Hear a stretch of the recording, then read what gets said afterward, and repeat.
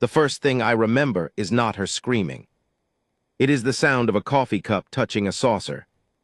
A tiny sound, porcelain against porcelain. Nothing a man ought to remember after 27 years.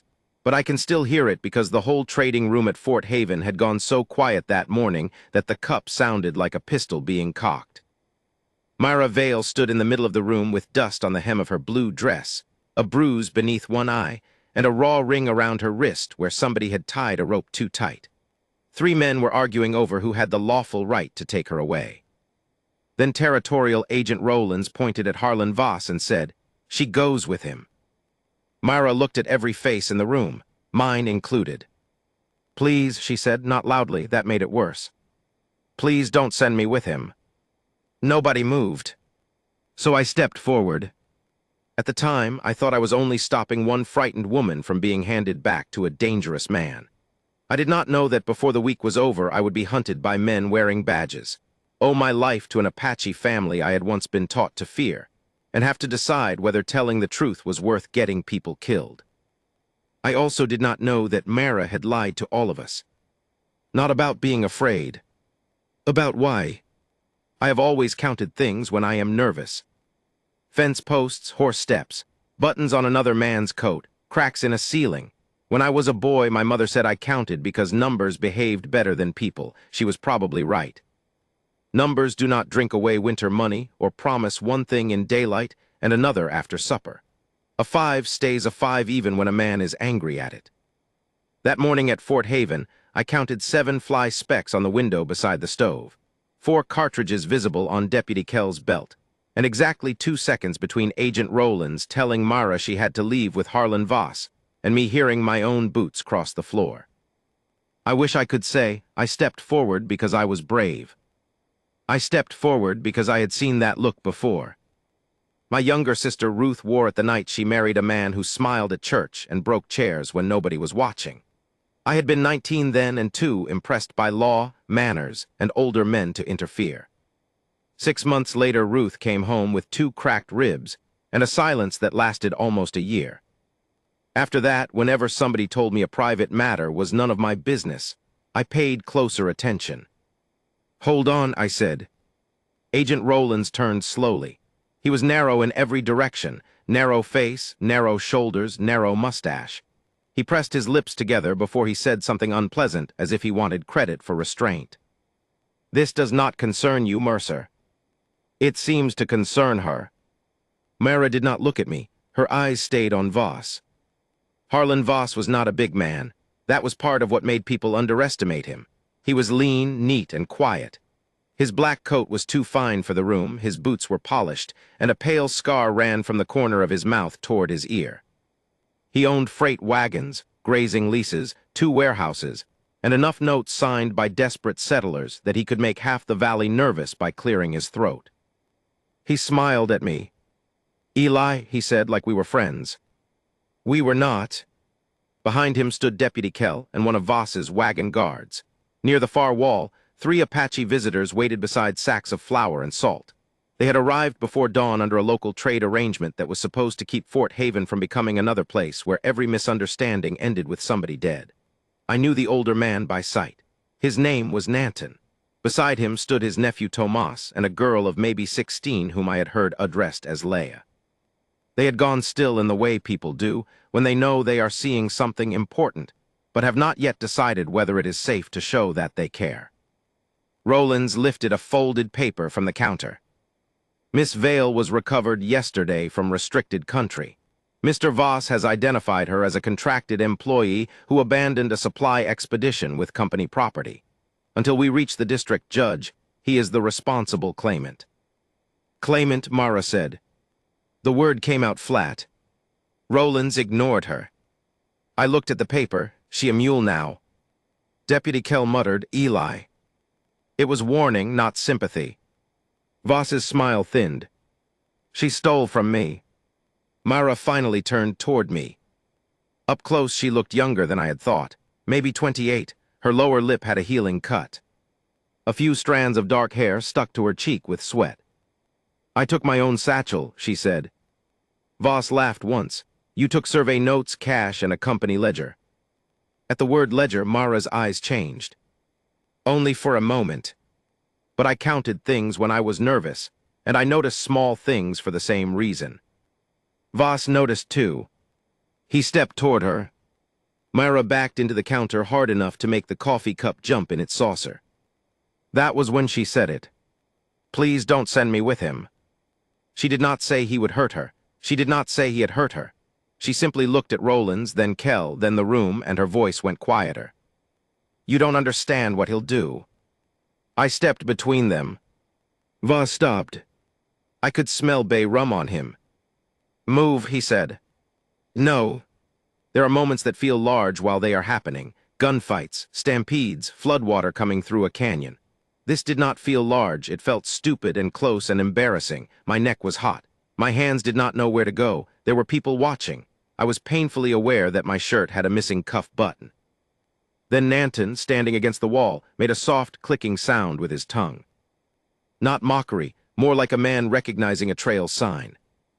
Agent Rollins sighed. Mercer, you are placing yourself against a lawful order. Then write it down. I will. Spell my name right. That earned one short breath of laughter from Tomas. It vanished when Rollins looked at him. Voss leaned toward me. You have a ranch payment due in 12 days. There it was. He knew exactly where to press. My little ranch was 67 acres of stubborn grass, 2 wells that worked when they felt respected, a leaning barn, and a house Ruth used to call the place with more sky than roof. I had borrowed from Voss after a dry summer killed 18 head. If I missed the payment, he could take the north pasture. If I missed the next, he could take most of the rest. I counted 3 brass buttons on his vest. Then I said, still not moving. For the first time, Voss stopped smiling. Rollins rubbed his forehead. What exactly are you proposing? I'll take responsibility for her until the judge comes. That could be 5 days. Then 5 days. You have no legal standing. Neither does a freight contractor who ties women up. Roland's face hardened. Careful. Mara whispered, he'll come after me. I heard her because I was close. I turned slightly, maybe. She looked at me as if I had disappointed her. I added, but he won't have you alone. That did not make her relax. It made her eyes shine, which I found worse. After a long minute, Roland said, Deputy Kell will escort Miss Vale to your ranch and record the temporary placement. She is not to leave the district. You will deliver her to the courthouse when summoned. Voss opened his mouth. Rollins held up a hand. I am trying to prevent a scene. You just made one, Voss said. His gaze moved from Rollins to me, then to Mara. When it landed on her, she flinched. Only once. He walked out. The room seemed to start breathing again. I did not. I had the unpleasant feeling that I had just put my boot through river ice and had not yet heard the crack travel. We left Fort Haven at noon. Deputy Kell rode with us for the first 6 miles. He did not talk much. He was older than me by 10 years and had the permanent tired look of a man who had spent too long carrying other people's arguments on his belt. Myra rode Ruth's old bay mare, Clover. She sat badly. Not city badly, hurt badly. Each time Clover stepped down on her right foreleg, Myra's face tightened. There was something wrong beneath the blue dress besides the bruised wrist. I kept my eyes on the road. You need a doctor? I asked. No. That means yes most of the time. No. Kell glanced at me. Leave her be. I am leaving her be. I'm asking from over here. Mara almost smiled. Almost. We passed mesquite, greasewood, and the long silver wash that cut across the valley like a scar. The afternoon smelled of hot stone and horse sweat. Far west, clouds built over the mountains but never came closer. At the fork toward my ranch, Kell stopped. Eli. I knew that tone too. Myra rode ahead a few yards. Kell leaned in. You stepped in front of Voss in a room full of witnesses. That's one kind of trouble. Don't go inventing another. You believe his story. I believe I'm a deputy, not a prophet. That convenient. His jaw worked. Voss has friends. So do I. Kel looked toward my empty stretch of road. Do you? It was meaner than he intended. That made it more accurate. Ruth had moved to Tucson 2 years earlier. My nearest neighbor was 6 miles south and had stopped speaking to me after I accused his bull of fathering calves in my pasture, which the bull had absolutely done. The rest of the valley knew me well enough to borrow a rope, and not well enough to risk anything serious. Kel looked at Mara again. Keep a gun close tonight. Then he rode away. I watched him until the dust swallowed him. Mara said he thinks Voss will come. So do I. And you still brought me here. I looked at her. For the record, I am beginning to question my judgment. That small almost smile returned. Then she swayed in the saddle. I reached her before she fell. Her body went rigid when I touched her. I let go at once. Sorry. She grabbed the saddle horn, breathing through her nose. I can ride. You can barely sit. I said I can ride. There was anger in it now. Good. Anger is often stronger than fear when a person is trying to stay upright. We went slower. At the ranch, I put her in Ruth's old room and slept in the kitchen chair with my boots on. At least I intended to. Before dark, Mara came into the kitchen wearing one of Ruth's old gray shirts because her dress was torn along the side. She moved carefully, favoring her ribs. She held a bent hairpin between her fingers. Do you own a needle? She asked. In a philosophical sense. What does that mean? It means my sister left one somewhere. She looked around the kitchen, and you have no idea where. Correct. For the first time, she smiled properly. It changed her face so quickly that I looked away. Not because the smile was beautiful, though it was, because it looked unused. We found the sewing tin behind a sack of beans. Mara sat near the lamp, mending the torn dress with small, exact stitches. Her hands shook whenever a horse shifted outside. I pretended not to notice. I cooked beans, salt pork, and biscuits hard enough to patch a roof. She ate half a biscuit and kept breaking the other half into smaller pieces. You always do that? I asked. Do what? Make crumbs into smaller crumbs. She looked down as if surprised by her own fingers. My mother used to say I could make a meal last longer if I made it look like more. Did it work? No. Seems like a flawed system. She had several. We sat with that. People sometimes tell the truth sideways when they cannot bear to face it directly. After supper, I asked about the ledger. Mara stopped stitching. You heard Voss. I heard everybody. Then you heard him lie. Which part? All the parts that mattered. I waited. She put the needle into the cloth and drew it out again. I kept books for Voss freight and land for 3 years. At first I thought I was lucky. Women did not get many positions that paid steady money. He wanted somebody who could copy clean figures and never gossip. I was very good at both. Past tense. Her mouth tightened. I learned what the figures meant. She looked toward the dark window before continuing. Fort contracts, food deliveries, winter blankets, medicine, livestock reimbursements. Voss hauled supplies under territorial and federal agreements. Some went to military posts. Some went to agency stores. Some were meant for Apache families after hunting grounds were closed or cattle were seized. I knew enough to feel uncomfortable and not enough to know why. Mara said the invoices showed full delivery. The warehouse books did not. How much missing? Enough. That is not a number. 200 sacks of flour in 1 quarter, 70 blankets in another. Medicine crates listed twice. Cattle feed billed for animals that had already been moved. Then there were survey fees. What about them? Voss paid men to mark land as abandoned after families were forced off it temporarily. Once the reports were filed, he leased the water rights. The room felt smaller. I knew men who complained about government waste and Apache theft in the same breath. I had repeated some of it myself without examining where I had heard it. What proof? I asked. A ledger. The one you stole. I copied it. I frowned. The original is still in his office. Then what is he looking for? Myra's needle stopped halfway through the cloth. My copy has names. Outside, one of the horses stamped. She jumped so hard the sewing tin fell. Metal buttons scattered across the floor. I counted 11 before I realized what I was doing. Mara crouched quickly to gather them, and a soft sound escaped her when she bent. Stop. I'm fine. You are many things, fine isn't one. She stayed crouched for a moment, her hair covering her face. Then she sat back in the chair.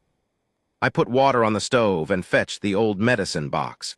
Ruth had stocked it before leaving because, according to her, I considered bleeding an administrative inconvenience.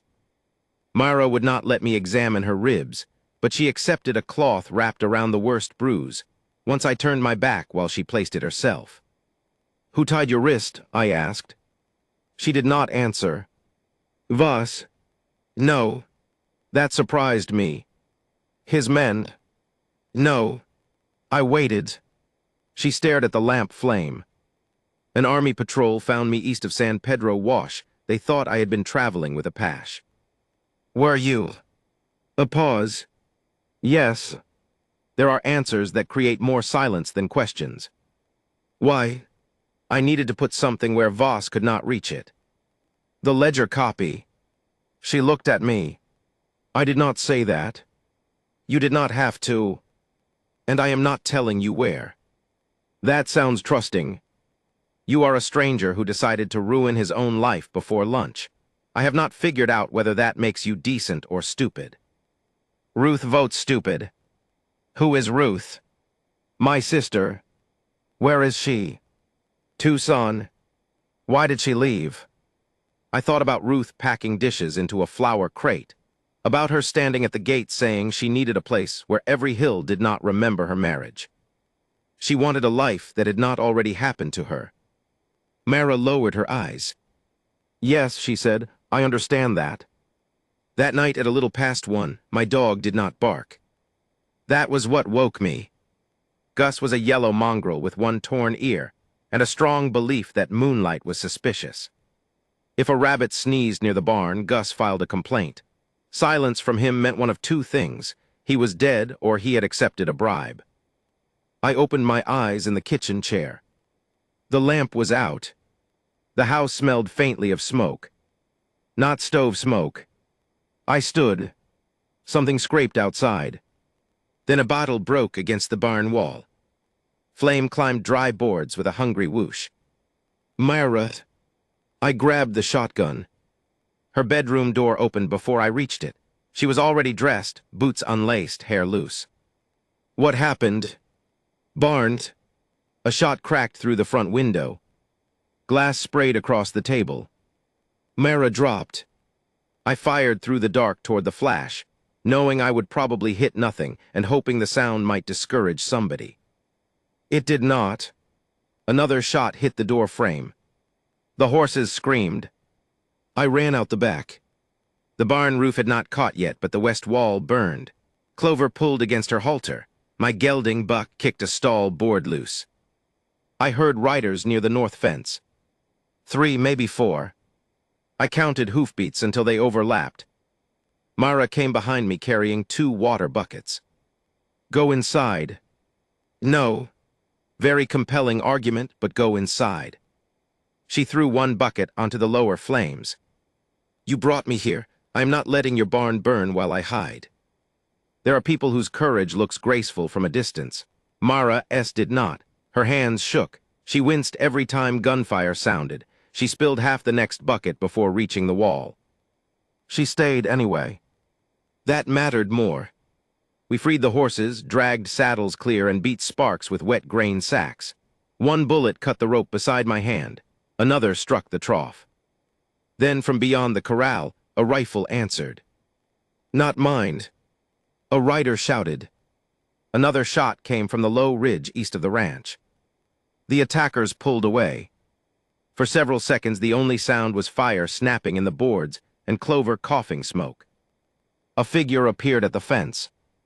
I raised the shotgun. Mercer, a voice called. Nanton. I lowered the barrel. He came through the gate with Tomas and Leia behind him. All three had rifles. Tomas was grinning in that way young men sometimes grin when danger has passed near enough to make them feel immortal. "You shoot badly," he told me. "I was aiming for atmosphere." He laughed. Nanton did not. His gaze went to Mara.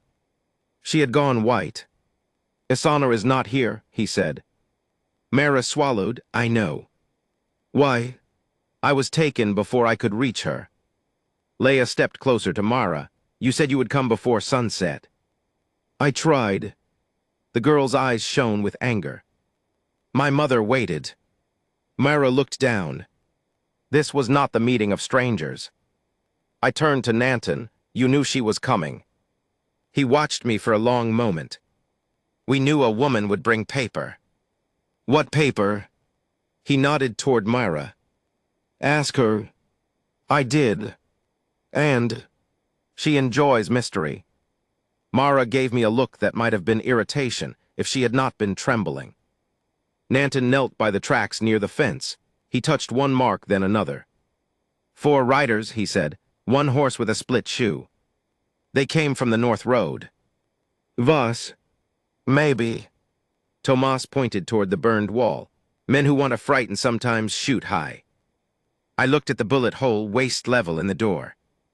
"These men require practice." Tomas's grin vanished. Nanton rose. "They will return." Mara wrapped both arms around herself. "I have to go back." "Where?" I asked. She looked at Nanton. "To Isana." "No." The word came from me too fast. Mara's head snapped around. "You do not get to decide that. I get some say if men are setting fire to my barn because of whatever you hid." Her face tightened with shame, which was not what I wanted. I rubbed soot from my forehead. "I mean, I need to understand what I am standing in." "You stepped in before you understood." "Yes." "Why?" "Because you asked." She stared at me. That answer did not satisfy either of us. Nanton said quietly, "Morning first." We finished putting out the fire. By dawn, half the west wall was black and 1 stall was gone. Gus crawled from beneath the porch, unharmed and smelling strongly of bacon grease. Somebody had apparently thrown him a piece of meat before attacking the ranch. "Traitor," I told him. He wagged his tail. Leia laughed for the first time. It was a good sound, small, sudden, almost inappropriate with smoke still rising. Maybe that was why I remember it. Inside, I made coffee for 5 people and burned it twice. Nanton sat at my kitchen table like a man who did not trust chairs designed by other cultures.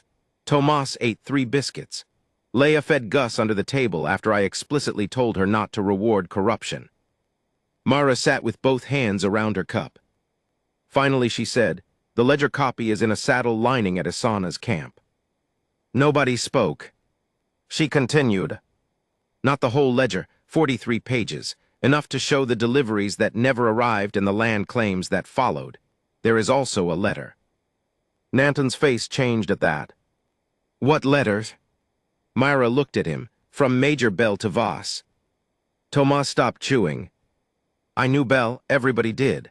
He commanded patrols along the Eastern District. "What does it say?" I asked.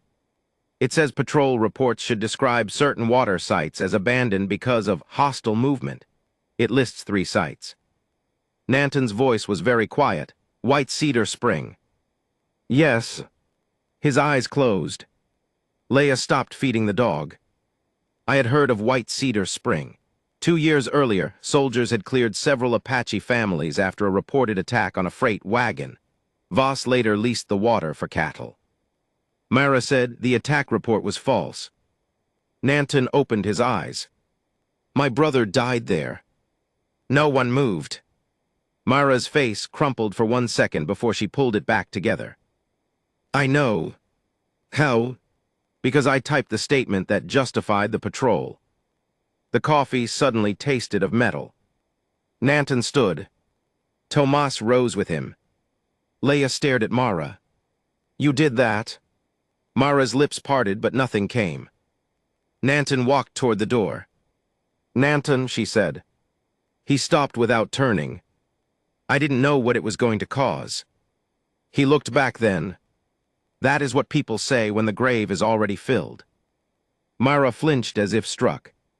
He left. Tomas followed after a long, uncertain glance at me. Leia stayed. She looked at Mara with an expression too old for 16. My uncle's name was Dolly, she said. He carved little horses from willow for children. You should know his name if you helped make him disappear. Then she went after the others. Mara sat perfectly still. I did not know what to say. So I said the wrong thing. You said Voss made you do it. No. Her voice was rough. I said I worked for him. You knew the report was false. I knew the numbers did not match. I knew dates had been changed. I knew Bell's men had been near the spring before the wagon was supposedly attacked. And you signed it. Yes. Why? She looked at me then, and there was no fear in her face now, just exhaustion. Because my father was dying, because the doctor wanted money, because Voss paid me more than any other office in the territory, because I told myself paperwork did not pull triggers, pick one. I stood so quickly the chair scraped. I walked outside. The morning sun had reached the burned boards, smoke lifted in thin blue threads. I was angry at Mara. That would have been easier if I had not also understood her. 3 years earlier, when drought came, I had signed Voss's loan without reading half the conditions because my cattle were dying, and pride does not feed livestock. Later, I cursed him for every line I had agreed to. People like to imagine moral failure arrived wearing a black hat and announcing itself. Mostly it came as a bill due Friday. Myra joined me after a while. I should leave. Probably. Her face went still. I rubbed my jaw. I mean you should leave this ranch because it is no longer safe, not because I think Voss gets you. You should let him have me. No. Why? Because I can be angry at you and still not hand you to a man you fear. She looked away. That is inconvenient. I have a gift for it. She gave a broken laugh that almost became a sob. Then she pressed her fist to her mouth. I pretended to examine the barn until she could breathe normally again. By mid-morning, Nanton returned alone. He stood outside the gate. I will take her to his sauna. Mara stiffened. Why? Because paper should be seen. And after, she asked. He looked at her. After is after. I saddled Buck. Nanton frowned. You stay. That was my plan until you told me to. This is not your quarrel. I looked at the charred barn wall. I believe the quarrel has filed a claim. He almost smiled. Mara said, Eli, if you come, Voss can say you helped me escape custody. He can already say I obstructed him, insulted him, and served him bad coffee once in 1889. This is serious. I know. That was the first lie I told that day. I did not know. We rode east before noon. Nanton traveled differently than I did. I looked for roads, water, and places a horse could put its feet. He looked at everything. Broken grass, bird movement, wind, shadow. Once he stopped because 3 ravens rose from a ridge too quickly. We waited 15 minutes. 2 riders passed far ahead of us. Myra whispered, Voss's men. Nanton said men. That was all. By afternoon, my shirt stuck to my back. Mara had gone pale again, but she refused to complain. We crossed dry washes and a field of volcanic stone that turned the horse's steps slow and careful. At one point, Nanton dismounted beside a prickly pear and cut fruit with his knife. He handed a piece to Mara first. She stared at it. He said, You are no use unconscious. Not forgiveness, but not nothing. While the horses rested, Mara told me more about how Voss had trapped her. He had not begun with threats. He had begun with favors. He paid extra when her father's doctor wanted money. He let her leave early on bad days. He praised her neat handwriting where other men could hear. Then one favor became a changed date, one changed date became a false delivery, and one false delivery became a pattern. By the time she knew what the books were hiding, she also knew exactly how many people depended on her wages. The first time I refused him, she said, he dismissed another clerk, a widow, 2 children. For your refusal. He called it a reduction. What happened to her? She moved south. I never saw her again. Myra picked dust from the red welt around her wrist. After that I learned he did not need to threaten me directly. He only had to show me who would pay if I resisted. I thought of my north pasture, of Ruth, of every person Voss had turned into somebody else's lever. He builds cages out of conscience, I said. Myra looked at me. Yes. That may have been the first time she believed I truly understood him. We reached Isana's camp near sunset in a folded piece of canyon where cottonwoods followed a narrow stream. There were 6 shelters, 3 cooking fires, tethered horses, and children who stopped playing when they saw us. A woman came from the shade. She was perhaps 40, though grief can change age. Her hair was braided with gray at the temples. She wore a red cloth tied at her wrist. Isana. Mara dismounted badly and nearly fell. Isana did not help her.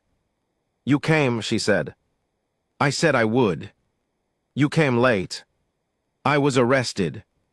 Isana's eyes moved to me. Who is he? Trouble, Nanton said. I nodded fair. Isana ignored that. Myra took 1 step toward her. I am sorry about Dolly. Isana's face became unreadable. Do not use him to make your heart lighter. Myra stopped. I was. Yes, you were. The words were not cruelly spoken. That made them cut deeper. Isana walked past her to a saddle hanging from a pole.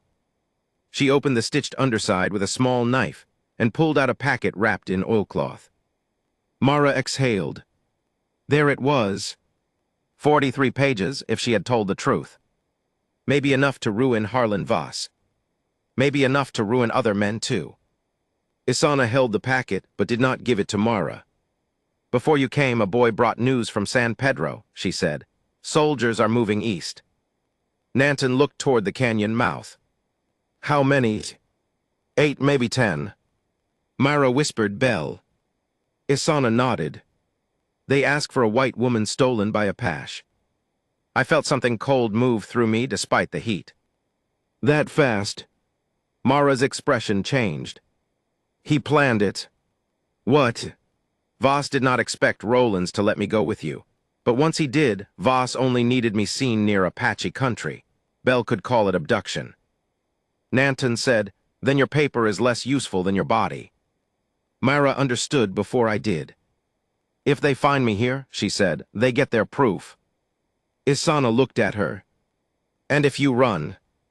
They say we hid her, Nanton answered. Everybody looked toward the canyon mouth.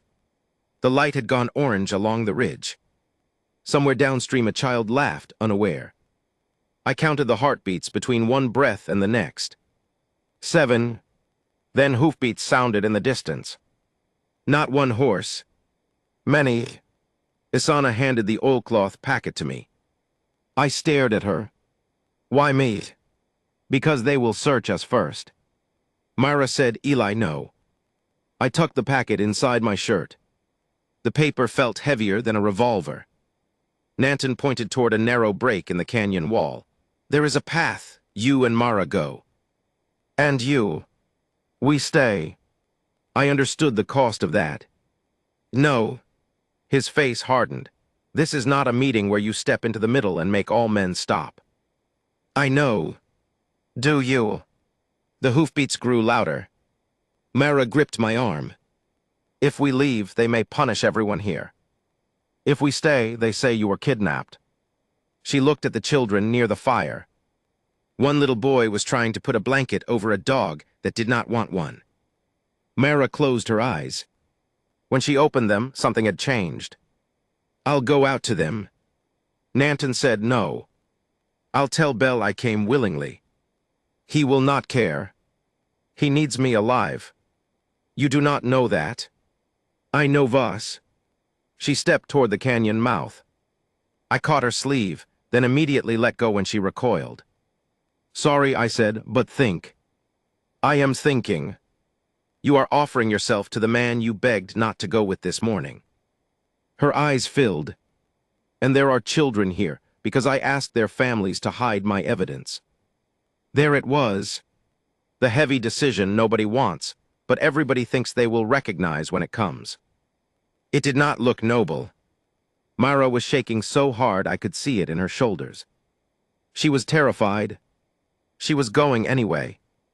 I looked at Nanton. He looked at me. No one had a good answer. So I made a bad one. I pulled the ledger packet from my shirt, opened my coat, and shoved half the pages into the lining beneath my saddle blanket. Then I gave the rest to Nanton. "What are you doing?" Myra asked. "Making it harder for one mistake to kill everything." Nanton's eyes narrowed. I pointed at Tomas, who had appeared from the trees with Leia. "Take those pages west, not to Fort Haven, somewhere else. If we do not come for them in 3 days, send them to the newspaper in Tucson." Tomas looked at Nanton. Nanton looked at the approaching dust. Then he nodded. Mara grabbed my sleeve again. "What about you?" "I'm going out with you." "No. You said Bell needs proof you were not taken." "I can tell him. He expects you to be frightened and surrounded by a pash. Instead, he gets you walking beside the idiot who publicly took responsibility for you. That does not protect you." "No. Then why?" I had no clever answer left. "Because you asked people not to send you with Voss, and I meant what I did when I stepped forward." Her face folded then. Not dramatically. No cry. Just a small collapse around the eyes, as if something inside her had been holding a door shut all day and finally lost strength. She nodded once. Before we stepped into view, Isana caught Leia by the back of the neck and pressed her forehead to the girl's forehead. No speech, no blessing I could hear, just two people breathing the same air for a second. "Go with Tomas," Isana said. "I can fight." "I know." "Then why?" "Because I know." Leia's face tightened with anger. She left anyway. I thought about Ruth leaving my ranch after her marriage. I had wanted her to stay because keeping her where I could see her felt like protection. She wanted Tucson because distance itself felt like air. Love can become another fence if you are not careful. That was the danger hidden beneath my decision with Mara. I had stepped forward to stop one man from controlling her. I could easily become another man deciding what was best for her. Every time she disagreed with me, I felt that temptation. She was injured. She was scared. I had a horse, a gun, a house. It was easy to confuse having resources with having authority. Myra had already corrected me on that once. At the ranch, when I told her she was not riding anywhere until her ribs improved, she put on her boots and walked to the barn out of spite. She made it 40 yards before sitting on the water trough because the world had begun spinning.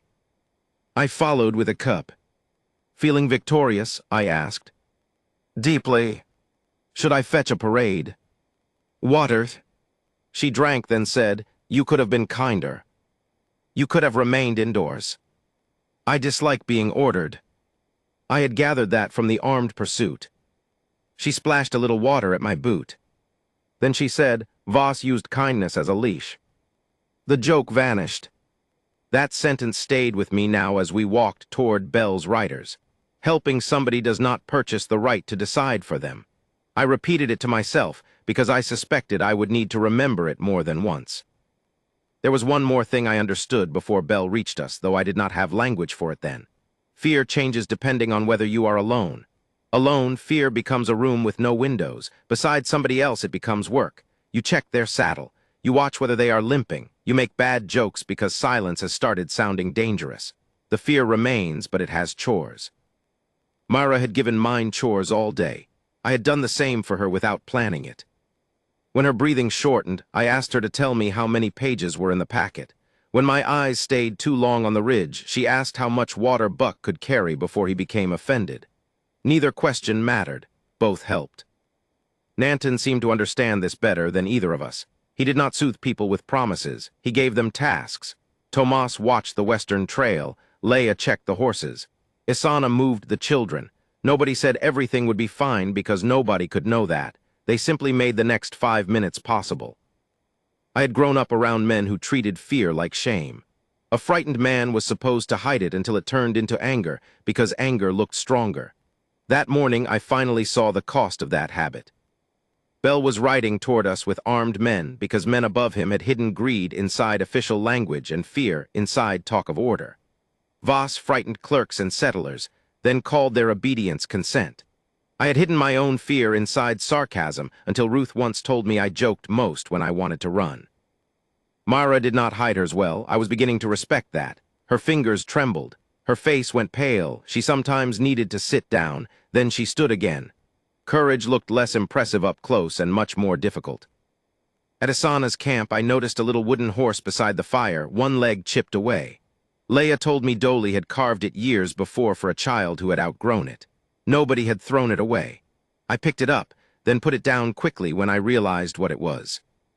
Nanton saw me. "He made many," he said. "I'm sorry." He looked tired. "You use that word when you do not know what else to carry." I nearly defended myself. Then I saw he was not accusing me. He was simply naming what I was doing. "What should I say?" I asked. "Nothing." That was harder. We stood beside the fire while hoofbeats grew closer. Nanton picked up the wooden horse and turned it in his hand. The chipped leg made it rock when he set it down. "Dolly made things for children because they broke them," he said. "That seems backward." He said a toy that stays perfect was not loved enough.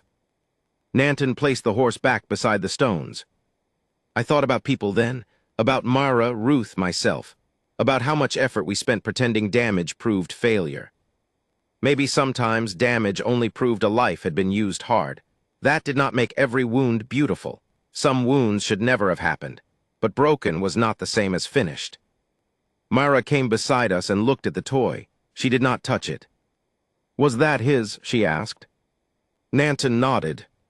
She swallowed. I wish I had known his name before the report. "Yes," he said. "I wish I had asked who lived there." "Yes. I cannot change that." "No." Mara's mouth trembled, but she stayed. Nanton finally looked at her. "Then do not spend all your strength wishing backward." It was not forgiveness. I knew enough by then not to mistake it for that. But Mara breathed differently afterward. She stopped trying to earn relief from him and began thinking about what the next choice required. That change was small. It may have saved us. Because when Bell's riders entered the canyon, Mara did not step forward to prove she was good. She stepped forward because staying hidden would put families in greater danger. There is a difference between sacrifice and punishment, though from the outside they can look alike. She was slowly learning not to punish herself and call it justice. I was learning the same thing about Ruth. My failure to protect her years earlier had become a private law inside me. If a frightened woman asked for help, I must never hesitate again. It sounded honorable until I realized laws written from guilt can make you stop seeing the person in front of you. Mara was not Ruth. She did not need me to become the brother I wished I had been. She needed me to listen when she said no, even when the no was aimed at me. That was why when she told me she planned to walk out to Belle, I argued once, then stopped. I could stand beside her. I could not replace her choice with mine. It frightened me more than taking control would have. Maybe that is why I remember her hand finding mine. Not because it meant she belonged with me, because she chose contact after spending the day fighting everybody who tried to choose for her. For those few seconds, trust was not a promise about tomorrow. It was simply permission to stand close today. We walked toward the canyon mouth together. Behind us, children were being moved deeper into the trees. Asana stood with Nanton near the fire. Leia watched us with her jaw clenched. The first soldiers appeared at the bend. Major Bell rode in front. He was broad, gray-haired, and clean-shaven, with a cavalry jacket open at the throat. Beside him rode Deputy Kell. My stomach dropped. Kell saw me. His face did something complicated. Bell raised one hand. "Mara Vale." She stopped. I stopped with her. Bell looked from her to me, then beyond us toward Nanton's camp. "You are safe now," he called. Mara's fingers found mine. Not romantically, not then. She simply needed something solid. Her hand was ice cold. Bell continued, "Come away from them." Mara lifted her chin. "No." The soldiers shifted. Bell's face hardened. I said come here. She said no, I answered.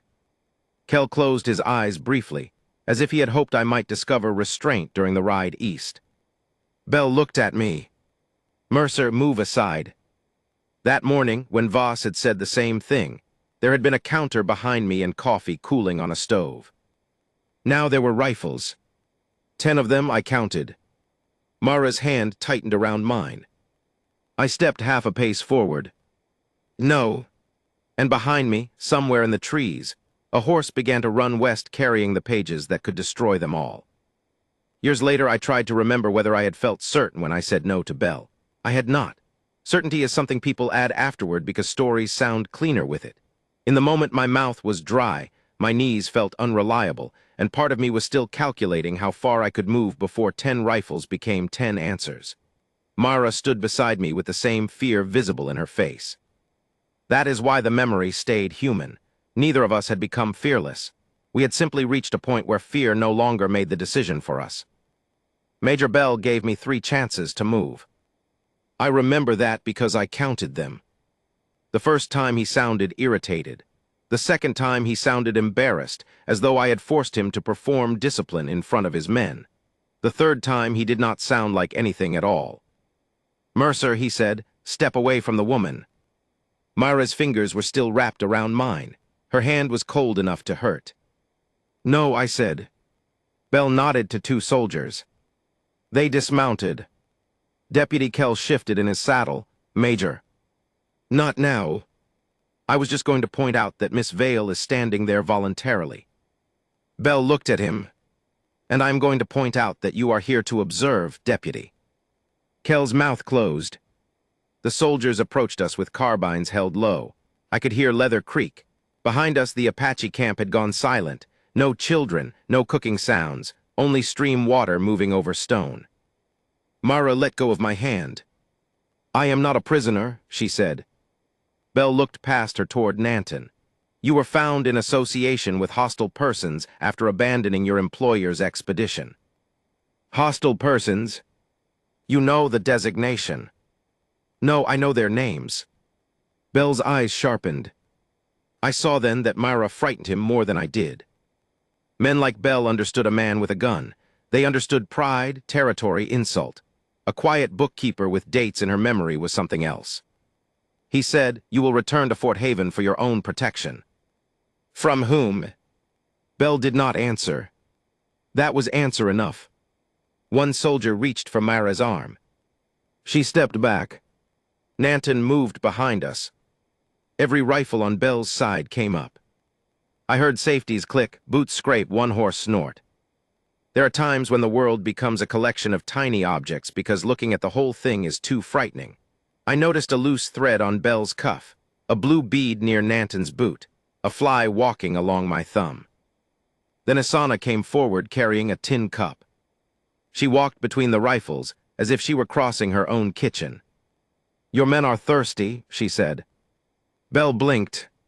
Nobody knew what to do with that. She filled the cup from a clay jug and held it out to the nearest soldier. He looked at Bell. Take it, Bell snapped. The soldier drank. Isana took the cup back. My family is here, she said. No one stole this woman, you can leave. Bell's face reddened. This is restricted movement territory. Your family's presence will be reviewed separately. Isana nodded, as if he had told her reign was possible. Then review it. A young soldier at the end of the line looked down, hiding a smile. Bell saw it. Humiliation is dangerous in men with authority.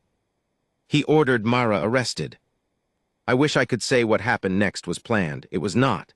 Nanton moved one way, I moved another. A soldier grabbed me. Mara shouted. Isana threw the cup, not at anyone, just into the horses.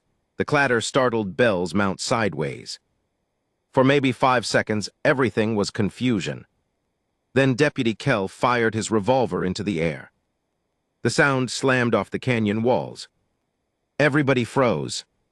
Kell looked furious. At least one of you, he said, is going to listen before somebody creates a cemetery. Bell's horse danced beneath him. You are out of line, Deputy. Yes, sir. You will surrender that weapon. No, sir. The silence after that was different. Kel had crossed something invisible.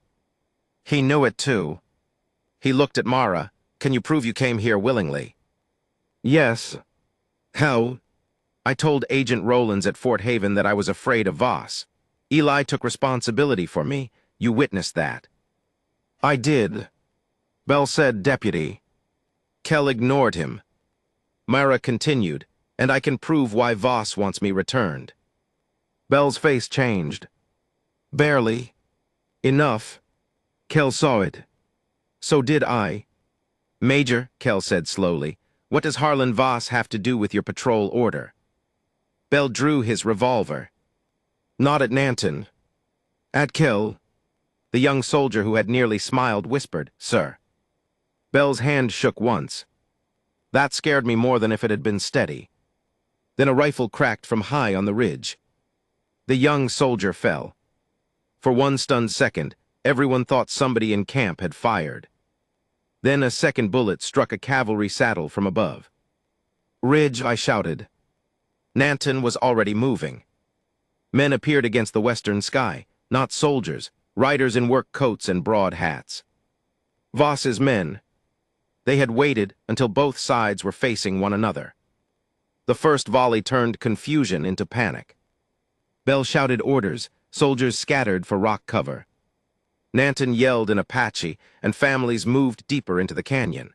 Kel dragged the fallen young soldier behind a boulder. Mara stood exposed. I hit her hard enough to knock us both into the stream bed. A bullet struck stone above us. Water splashed my face. You could warn me, she gasped. I'll schedule it next time. She laughed. It was one sharp, unbelieving sound in the middle of gunfire, and for reasons I cannot explain it made me less afraid. We crawled toward the cottonwoods. Nanton appeared beside us. West Path, he said, go. What about you? He looked offended by the question. Go. This time I listened. Mara and I climbed the narrow path behind the camp while shots echoed below. Isana came with us, leading 2 children. Another woman carried a baby beneath her shawl.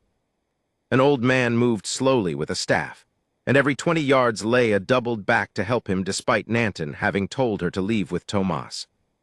Tomas, I asked. Gone west, Leia said, with paper. Good. At the top of the path we crossed open stone. Bad.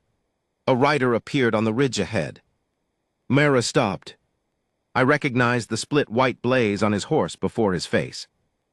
Dane Rusk, Voss's foreman. He carried a repeating rifle. Miss Vale, he called, boss wants a word. Tell him to improve his penmanship, she yelled back. I looked at her. She shrugged, I panicked. Rusk raised the rifle. I fired first. My shot missed him and struck rock near the horse. The animal reared. Leia threw a stone, not a little one, a fist-sized piece of volcanic rock, and hit Rusk in the shoulder. He swore and lost the rifle. Isana grabbed my sleeve. Move. We ran. I had not run that hard since I was 17 and stupid enough to steal peaches from a farmer who owned dogs. My lungs tore. Myra stumbled twice but kept moving. The old man fell behind until Leia and I took one arm each. At a cut between 2 ridges, Isana led us down into a dry arroyo hidden by brush. We stayed there until the shooting faded. Nobody spoke for a long time. The baby began to fuss. Its mother hummed into its hair. Myra sat with her back against the arroyo wall, breathing too fast. I crouched in front of her. Look at me. I am. You are looking through me. Her eyes found mine. Count something, I said. What? Anything. She stared at me as if I had lost my mind. Trust me. It is a terrible habit with limited applications, but this is one. She looked down. 5 buttons on your shirt. 1 is missing. 4 buttons on your shirt. Better. 3 scratches on your hand. 2 are old. She inhaled. 1 stupid cowboy. Excellent. Her breathing slowed. Leia sat nearby, watching us. You count because you are afraid, she asked. Yes, you are afraid often. Isana made a sound that might have been a laugh. I pointed at Leia. This is why I avoid young people. The old man with the staff smiled. For 10 minutes inside that dry arroyo, people who had just been shot at managed to become ordinary enough to tease one another. Then Nanton arrived with blood on his sleeve. Isana stood so quickly she hit her shoulder on the bank. Whose? Not mine. That was not an answer. Kell is alive, he said. Bell too, 2 soldiers dead, 1 wounded. Voss's men, I asked. 1 dead, others left when Bell's soldiers understood where the shots came from. Myra looked toward the ridge. Why would Voss attack Bell? Nanton looked at her. To make Bell unable to change his story. We all understood. If Apache gunmen had supposedly attacked a patrol while harboring a kidnapped woman, Bell's false reports became useful again. Dead soldiers would harden the lie. Mara covered her face. This is because of me. Isana's expression sharpened. No. Mara looked up. This is because men chose it, Isana said. Do not steal their choice because guilt feels important. Mara stared at her. That sentence stayed with me for years. Guilt can become vanity if a person is not careful. It lets you imagine every bad thing revolves around you, which is another way of avoiding the harder truth that other people made decisions too. Nanton crouched beside the old man and checked his ankle. We cannot return to camp. Where do we go? I asked. South first. Myra said, Tomas has the ledger pages. Yes. If he reaches Tucson. He may not. Her face tightened. Nanton told us what he had seen. 2 Voss riders had broken west before the attack ended. After Tomas, Leia was on her feet before he finished. I'm going. No, Isana said. He is my brother. Cousin, Nanton corrected automatically. He says brother. That does not change the road. Leia's eyes flashed. I knew that kind of argument. Families can find technicalities in a burning house. Myra stood slowly. I'll go after him. Nanton shook his head. You go south. He is carrying evidence because of me. Again, Isana said, not everything belongs to your guilt. This does. Isana studied her. Myra's voice lowered. I asked a 19-year-old to carry papers that grown men are willing to kill for. Leia said he agreed. Myra looked at her. Yes. That mattered. Tomas was not a child she had sent. He had chosen. Myra nodded as if forcing herself to respect that choice even though it frightened her. Nanton finally said, we split. Isana would lead the families south toward a sheep camp. Nanton, Leia, Mara, and I would follow Tomas. It was a terrible plan. Every alternative was worse. Before we left, Isana stopped Myra. She held out a strip of red cloth. Myra looked at it. For your wrist, Isana said. The rope abrasion had opened again. Myra let Isana wrap it. Neither woman apologized. Neither forgave. Sometimes care arrives before forgiveness and is not the same thing. We rode west on borrowed horses. The sun dropped, heat left the land quickly. Nanton found Tomas's trail where I saw nothing but dirt. Once he touched a bent grass stem and said, he was moving fast here. Another time he found wax on a thorn from the cloth around the papers. Leia rode ahead whenever he let her and argued whenever he did not. Myra became quieter with every mile. Near midnight we found Tomas's horse. It stood beside a wash with reins dragging. No Tomas. Leia slid from her saddle before it stopped. Tomas. Nanton caught her shoulder. Quiet. There were tracks around the horse. 3 riders. A struggle. Blood on one stone. Not much. Myra knelt. They took him. Nanton nodded. Leia whispered something in Apache and pressed her fist against her mouth. I searched the saddle. The papers were gone. Myra sat back on her heels. For a moment she looked emptied out. Then she reached into her boot and pulled out a folded scrap. I stared. What is that? 1 page. Nanton looked at her. You kept one. I kept the page with Bell's letter copied on the reverse. Why didn't you tell us? Because every person who knows where evidence is becomes a target. I should have been angry. I was too tired. I rubbed my face. You have developed a remarkable method for keeping people safe that mainly involves giving them incomplete information while bullets occur. I know. That was not praise. I know. Leia turned on Myra. Does Voss know Tomas has the rest? Yes. Then he is alive. Myra nodded. For now, we followed the tracks north. They led toward an abandoned silver station called Las Animas, a cluster of collapsed sheds and one stone assay building left over from a mine that had failed before I bought my first horse. We stopped on a ridge before dawn.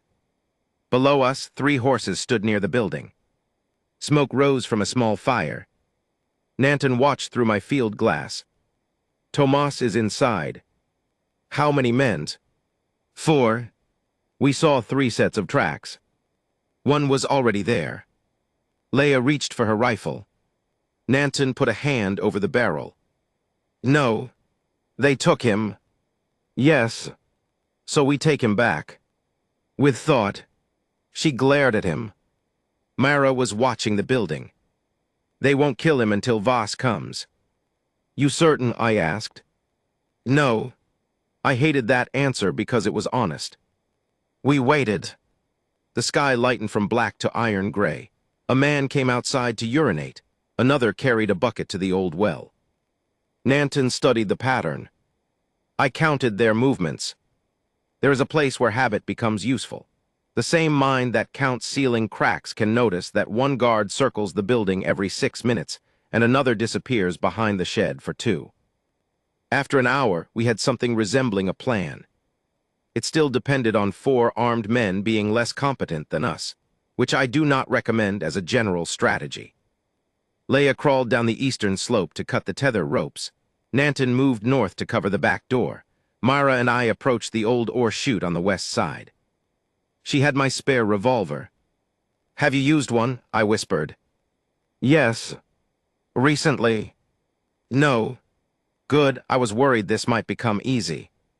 She looked at me and, despite everything, smiled. We reached the wall. Inside, voices. One said, Voss will decide. Another answered, Kid knows where the other copies are. Tomas said, I know many things, most are about your mother. I closed my eyes. Myra pressed her lips together to stop a laugh. The guard inside hit him. The sound changed her face. I touched her sleeve, not her body. Wait. She nodded. Outside, a horse whinnied. Then 3 horses bolted across the yard. Leia had done her part. 2 men ran out. Nanton fired into the dirt in front of them. One dropped his rifle. The other fired toward the ridge. I kicked the side door. It did not open. I kicked again. Still nothing. Myra said, move. She shot the lock. The door flew inward. Show off, I muttered. Inside, Tomas was tied to a chair. Blood ran from his nose. Dane Rusk stood behind him with a pistol. I stopped. Myra stopped. Rusk smiled. There you are. His shoulder was bandaged where Leia's rocket hit him. Miss Vale, you have caused a lot of inconvenience. Myra raised the revolver. So I hear. Rusk pushed the pistol against Tomas's neck. Drop it. I watched Tomas. His eyes went to the floor near my left boot. A piece of wire. His hands were bound behind the chair, but one wrist had almost worked free. I needed time. I looked at Rusk. Does Voss pay extra for kidnapping teenagers? 19, Tomas said. Rusk hit him again. Stop, Leia screamed from outside. Rusk looked toward the sound. Tomas ripped his hand free and threw himself sideways. Myra fired. The bullet struck Rusk's pistol arm. I crossed the room and hit him with the shotgun stock before he could recover. He went down. For several seconds, nobody moved except Tomas, who rolled on the floor trying to free his other hand. Myra stared at the revolver. Blood drained from her face. I shot him. Yes. You shot his arm. I meant to shoot his arm. I looked at the hole in the wall 3 feet to the right of him. Of course. She gave me a horrified look. Then she began laughing. Not because it was funny, because the body sometimes takes terror and sends it through the wrong door. She laughed until she cried. I untied Tomas while Nanton secured Rusk. Tomas's first words were, "She throws rocks better than you shoot." Leia came through the door and punched him in the chest. Then she hugged him so hard he made a sound like air leaving a bellows. The ride after Law's animas changed Tomas. Until then he had treated danger like a card game he could win by smiling at it. After we cut him from the chair, he became quieter, not frightened exactly, more attentive. He rode with one hand, touching the rope burn on his wrist, and flinched whenever somebody approached from behind. Leia noticed but did not mention it. She simply changed places so she rode behind him. That is how some families speak. Myra noticed too. At one water stop, she offered him a strip of cloth for the burn. He refused. 10 minutes later, he accepted the same cloth from Leia, who pretended it had been her idea. Myra looked away instead of being offended. Growth rarely arrives as a speech. Sometimes it is knowing when not to insist on being the person who helps. We recovered most of the ledger pages from a leather case under Rusk's coat. 6 pages were missing. Where? Mara demanded. Rusk sat against the wall holding his bleeding arm. Voss has them. When? He was here before dawn. My stomach dropped. Where did he go? Rusk smiled through pain. Your ranch? I forgot to count anything. We rode hard east. I knew what Voss wanted at my ranch, not the ledger. He knew we had it. He wanted leverage. For a long time I told myself there was nobody there to threaten. Then I remembered the letter on my kitchen table. Ruth had written 2 weeks earlier saying she might visit at the end of the month. I had never answered. I did not know what day it was. When fear becomes large enough, the mind starts bargaining with calendars. Maybe she had delayed, maybe the stage broke down, maybe she decided I was impossible and stayed in Tucson. All 3 were reasonable. I rode faster. We reached the North Ridge at sunset. My barn was a black skeleton from the earlier fire. The house door stood open. A wagon waited in the yard. One horse was tied to the porch. Ruth's horse. I dismounted before Buck stopped moving. Mara shouted my name. I ran. Voss sat at my kitchen table. Ruth sat across from him. Her hands were tied. She was older than when I last saw her, obviously, but siblings are cruel to time. Some part of me still expected her at 23 with a crooked braid and flower on her nose. Instead, she had city shoes, a green traveling dress, and the same stubborn mouth as our mother. Eli, she said. I stopped in the doorway. Voss held a revolver on the table. Come in, he said. Mara entered behind me. Ruth looked at her. Oh, she said. So this is the reason my brother has apparently declared war on commerce. Even tied to a chair, Ruth could embarrass me. Not now. Seems exactly like now. Voss sighed. I see the family resemblance. Nanton and the others stayed outside, out of sight. I hoped. Voss looked at Myra. You have my papers. They are not yours. They came from my office. They describe stolen property. Property is a matter of paperwork, Miss Vale. You should understand that better than anyone. Myra went still. He knew how to hurt her. Voss turned to me. Give me the pages. I forgive your debt, all of it. I release your north pasture. Your sister walks out that door.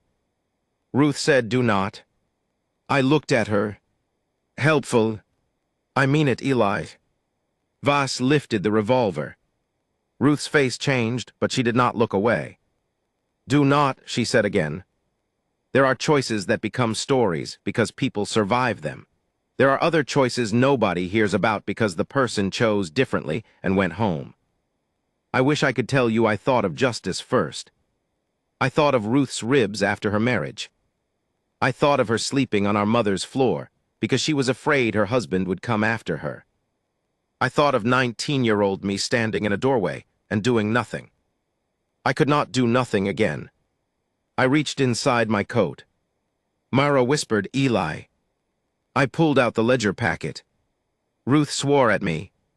"Sorry," I said. "To me or history?" "Both." I put the packet on the table. Voss smiled. Mara looked as if I had struck her. He reached for it. Then Tomas whistled outside. A strange sound for the moment. Voss paused. Another whistle answered from behind the house. "Leah." I looked at Ruth. Her eyes moved toward the stove. On the iron plate sat my coffee pot. Full. Hot. Ruth kicked the table. The revolver slid. I grabbed Voss. Mara snatched the ledger packet. Ruth threw herself sideways in the chair. The coffee pot crashed onto Voss's lap. He screamed. For a wealthy, influential man, he screamed very honestly. I hit him once. Then again. The third time Ruth shouted, "Eli." I stopped. Voss was on the floor, bleeding from his mouth. I wanted to keep hitting him. That frightened me. Not because I might kill him. Because for one hot second I wanted to. Nanton entered and took the revolver. Tomas cut Ruth's ropes. Leah stood in the doorway with a rifle too large for her and a look of deep satisfaction. Mara clutched the ledger pages to her chest. Voss laughed from the floor. We all looked at him. "You think this fixes it?" he said. Mara's face hardened. "It starts." "No," he spat blood. "You still need a court, a judge, a newspaper willing to print against men who buy its paper. You need Bell alive and willing to testify. You need Rollins not to lose documents. You need people to believe an Apache family over a military report." Nobody answered. Because he was right. He smiled at that. Then Deputy Kell appeared in the doorway behind Leah. His face was gray with exhaustion. His sleeve was torn. He looked at Voss. "Good," he said, "you're alive." Voss's smile returned. "Kell, arrest them." Kell stepped inside. He removed his badge. For a moment I thought he was surrendering. Instead he put it on the table in front of Voss. "No," he said. Voss stared at him. Kell looked at me. "Major Bell is missing." The room went cold. "What do you mean missing?" Mara asked. After the attack he rode north with 2 men. They never reached Fort Haven. Voss closed his eyes. "Just briefly." Kell saw it. "So you know where he went," Kell said. Voss said nothing. Kell picked up the badge again. Then he looked at Mara. If Bell dies, the ledger becomes harder to prove. Mara swallowed. "Where would Voss send him?" I asked. Nobody answered. Then Ruth, rubbing circulation back into her wrists, said, "There is a freight spur north of Red Mesa. I passed 2 wagons coming from there this afternoon. No markings." Voss looked at her. Ruth smiled without warmth. "I noticed things too. My sister and I shared more than a nose." Kell turned to me. "We have to find Bell." I looked at Voss, then Mara, then the ledger packet. We had spent 2 days trying to get evidence away from danger. Now the man who had helped create the lie might be the only witness who could break it. Mara understood before I spoke. "We have to save him," she said. Nanton's expression became stone. Bell had helped falsify the report that led to Doley's death. Leah looked at him. "No," she said. Mara's voice shook. "Leah." "No." Nanton did not correct her. The room divided without anybody moving. On one side was a man who had signed lies that killed people. On the other was the truth we needed him alive to tell. Outside, the last light went off the ridge. I counted 5 people breathing hard. Then 4. Then I stopped counting. Nanton looked at me. Do you save a snake because you need it to prove there are snakes? I had no answer. Mara did. If we let Bell die because we hate what he did, Voss wins with our anger. Nanton's eyes flashed. You think wanting justice is anger? No. Do not explain my brother to me. I won't. Mara's voice broke. I am asking you to help save a man I hate too. Silence. Nanton looked at the floor. When he raised his head again, grief had made him look older. I will go, he said. Leia stared at him. Uncle, I will go because Dolly is dead. Bell living cannot make him less dead. Bell dying cannot make him more remembered. Leia's eyes filled. She turned away. Nanton touched her shoulder. She shrugged him off. He let her. That was the moment I began to understand endurance differently. It was not surviving heat or hunger or bullets. Sometimes endurance was doing the thing that gave your grief no satisfaction. Before we left, Ruth took me outside. She slapped the back of my head. What was that for? For making me watch you hand him the ledger. He had a gun on you. I noticed. What did you expect? She rubbed her wrists. I expected exactly what you did. That is why I am angry. I stared at her. Ruth sighed. You still think protecting me will rewrite the year I was married. I said nothing. It will not. I know. No, you know it in the way people know winter is cold while still forgetting gloves. That was Ruth, able to make an emotional injury sound like poor clothing management. She touched my cheek. I needed you then. You failed me then. I forgave you before you forgave yourself. Stop making every frightened woman into me. I glanced toward the kitchen, where Mara stood with the ledger. She is not you. I know, do you? That question followed me for the rest of the night. Kel told us another story on the North Road. 4 years earlier, a ranch family had been attacked. 2 men died. Everybody blamed Apache until stolen cattle turned up in a white rustler camp. Did the correction spread? I asked. No. Why? Because nobody enjoys admitting fear made them stupid. He rubbed his badge with his thumb. I arrested an Apache boy during that week. 17. Kept him in a shed 2 nights because a rancher swore he had seen him nearby. Was he involved? No. What happened? I released him. That all? Kel looked at me. No, that is the part I used to tell. He had never apologized, never learned the boy's name properly. He had considered release enough. Mara, riding ahead, turned in her saddle. Do you remember his name? Kel hesitated. Ari, maybe. Find out. What good does that do now? Maybe none. Then why? Because he had to remember yours. Kel said nothing for the next hour. The road became colder after midnight. We shared 1 blanket between Mara and Ruth when we stopped the horses. Ruth pretended she was not cold because she had spent 2 years in Tucson and considered herself civilized. Her teeth betrayed her. Mara offered half the blanket. Ruth took it. After a while she said, Eli likes you. I nearly choked on water. Mara stared straight ahead. Your brother is sitting 6 feet away. I know he should learn things. Ruth. What? Mara pulled the blanket higher. I have known him for 2 days. That has rarely slowed him from making poor commitments. Ruth. She smiled at me over Mara's shoulder. Sleep, Eli. I walked away muttering. Later, while I checked the horses, Mara came over. Your sister is terrifying. Yes. She says you feel responsible for everyone.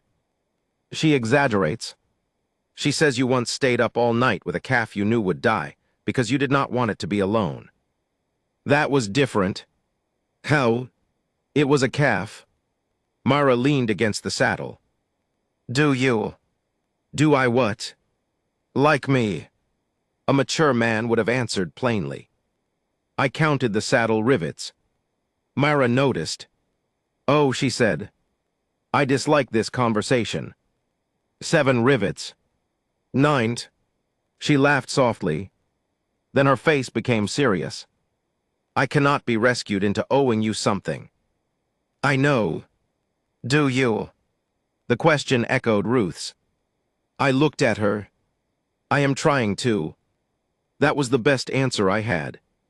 She nodded. "Good." Nothing else happened. She went back to the blanket. I stood by the horses, feeling simultaneously relieved and disappointed, which seemed proof that I remained an idiot.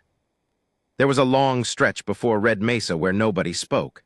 The moon had not risen yet, and the road was only a pale thought beneath the horses. That silence gave me too much room to think. I kept seeing Voss on my kitchen floor after I stopped hitting him. The look on his face was not fear, it was recognition. For 1 second he had seen something in me that he understood. That bothered me more than blood on my knuckles. Myra rode beside me, when the others were far enough ahead not to hear. "You stopped," she said. "Ruth stopped me." "You heard her." "That is a generous interpretation." "You still stopped." I looked at my right hand, 2 knuckles were split. "I wanted to kill him." Myra did not rush to tell me I did not mean it. "I know," she said. That honesty made it easier to breathe. I thought if I ever got a man like that in front of me, I would know where the line was. "Did you?" "No. Neither did I when I shot Rusk." "You saved Tomas." "Yes." She rubbed the red cloth around her wrist. "And for a second after I fired, I was glad Rusk hurt." I looked at her. She kept her eyes on the road. "That frightens me more than firing the gun." I thought about it. Maybe the part of us that wants somebody hurt does not disappear just because we choose better most days. That is a terrible comfort. "I specialize." She gave a tired laugh. "Do you think wanting Voss dead makes you like him?" "No." You answered quickly. "Because Voss thinks wanting something gives him permission. You were afraid that wanting it might matter. That difference is not everything, but it is something." Myra was quiet. "You should write sermons," she said. "Nobody would attend." "I would attend once. Out of pity. To correct the arithmetic." I smiled despite myself. The conversation did not cleanse either of us. It did something better. It made the ugly thought speakable, and once spoken it stopped growing in the dark.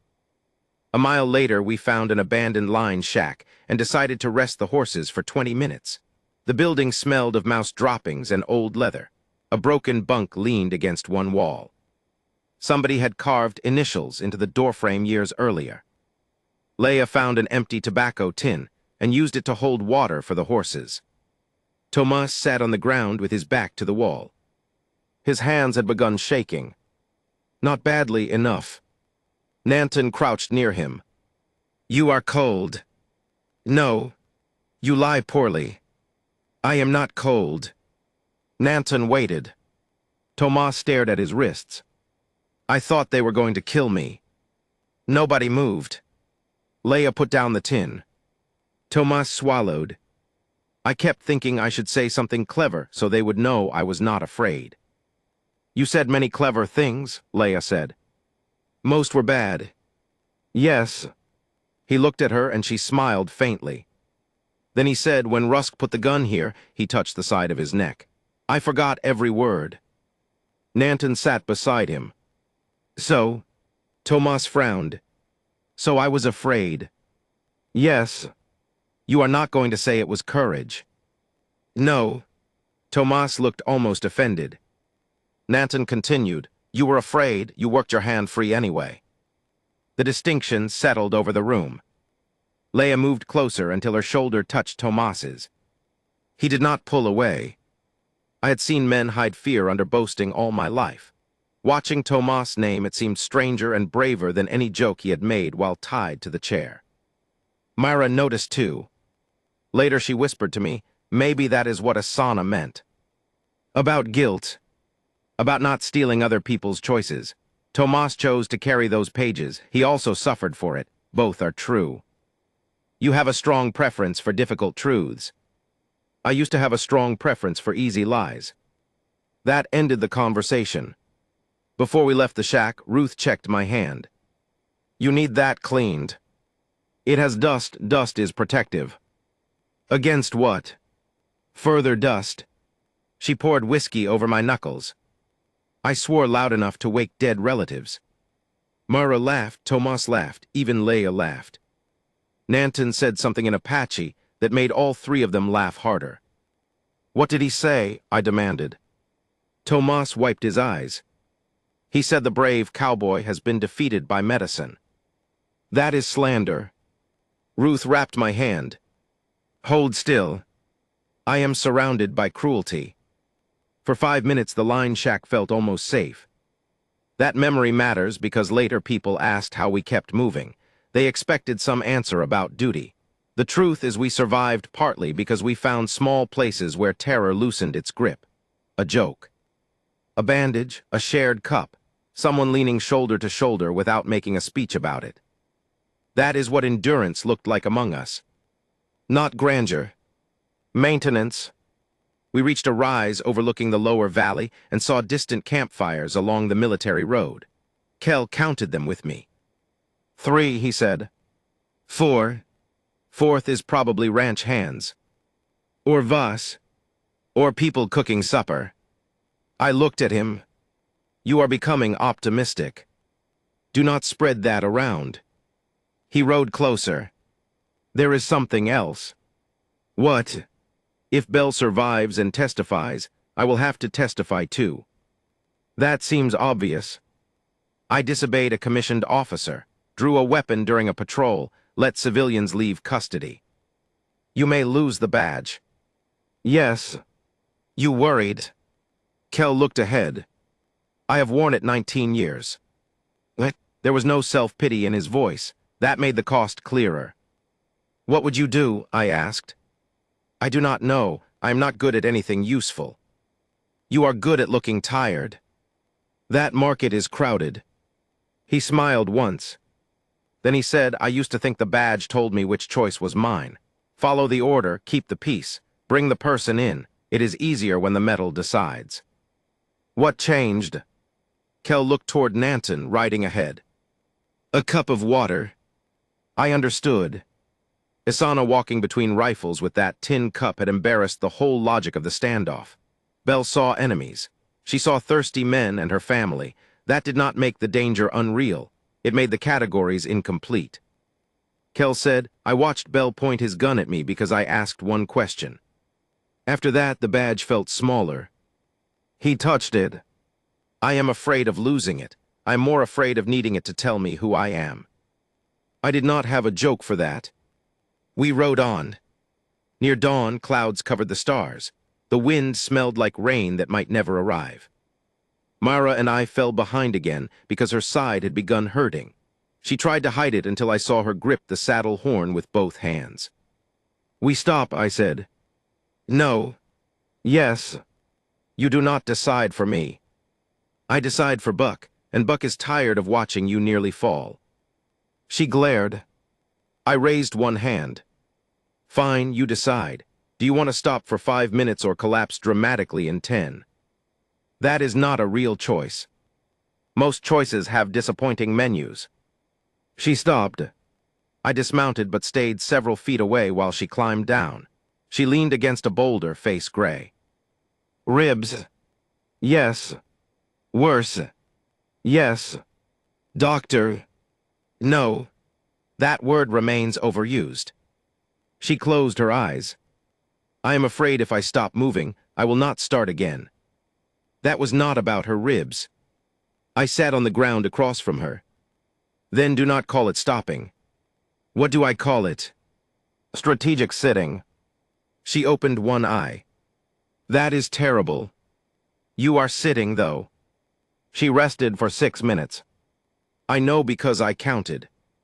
At minute 4, she asked me to stop. At minute 5, she laughed because I had started counting cactus instead. At minute 6, she stood by herself. No triumph, no lesson announced. She simply got back on the horse. That was Mara's persistence, not never falling, refusing to let the fall write the next decision. Later, Ruth rode beside me. "You are improving," she said. "At what?" "Helping without becoming unbearable." "That sounds like praise." "Do not get used to it." We had another problem before Red Mesa. One of the horses went lame. It was Tomas's borrowed mare. A stone had lodged beneath the shoe and bruised the frog. Nanton examined it, then shook his head. "She does not carry a rider now." Tomas said, "I can walk." "You were tied to a chair yesterday," Leah said. "I noticed. You walk badly." "I walk beautifully." He stood and nearly stumbled. Leah folded her arms. "Beautiful." We redistributed saddles and gear. Ruth took the lighter horse.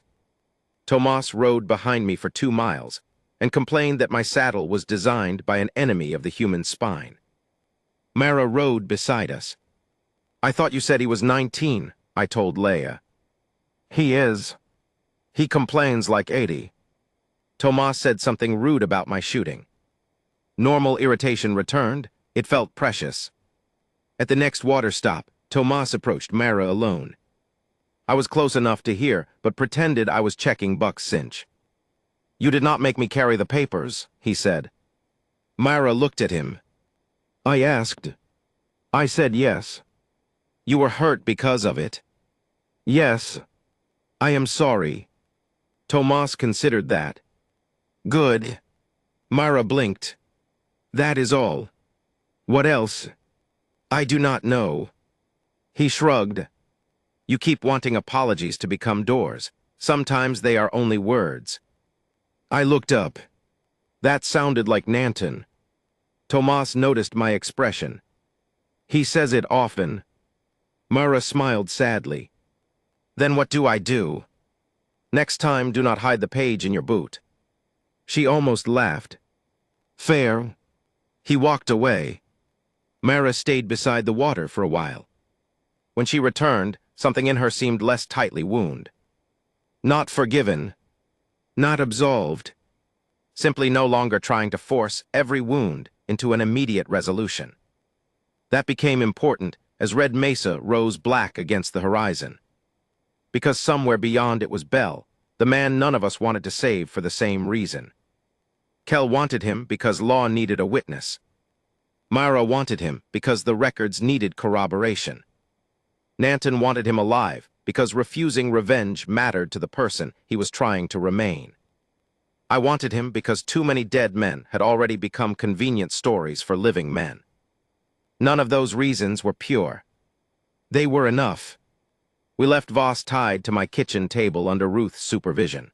He objected to that arrangement until Ruth informed him she had survived marriage and Tucson rent prices and was confident she could survive his conversation. Before Red Mesa, we crossed a shallow wash where rain had cut fresh channels through the sand. Nanton stopped beside one and pointed to a set of tracks, so faint I would have ridden across them. "2 riders," he said. "Voss?" I asked. "Maybe." I sighed. You could occasionally identify somebody with confidence. I identify what is there. That irritated me, because it was exactly what I had failed to do most of my life. I liked filling gaps. A missing fact made me uncomfortable, so I supplied whatever explanation fit the story already in my head. Apache tracks meant danger.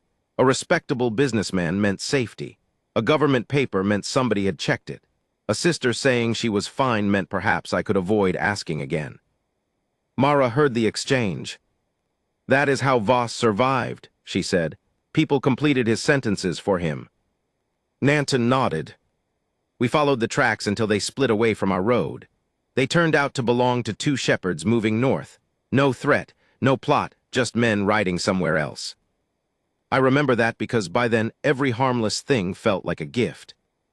We passed the shepherds at dawn. One lifted his hat, the other asked whether we had seen rain south of the ridge. None of us told him we were carrying evidence of theft, chasing a wounded officer, and traveling with people who might all be arrested by lunchtime. "No rain," I said.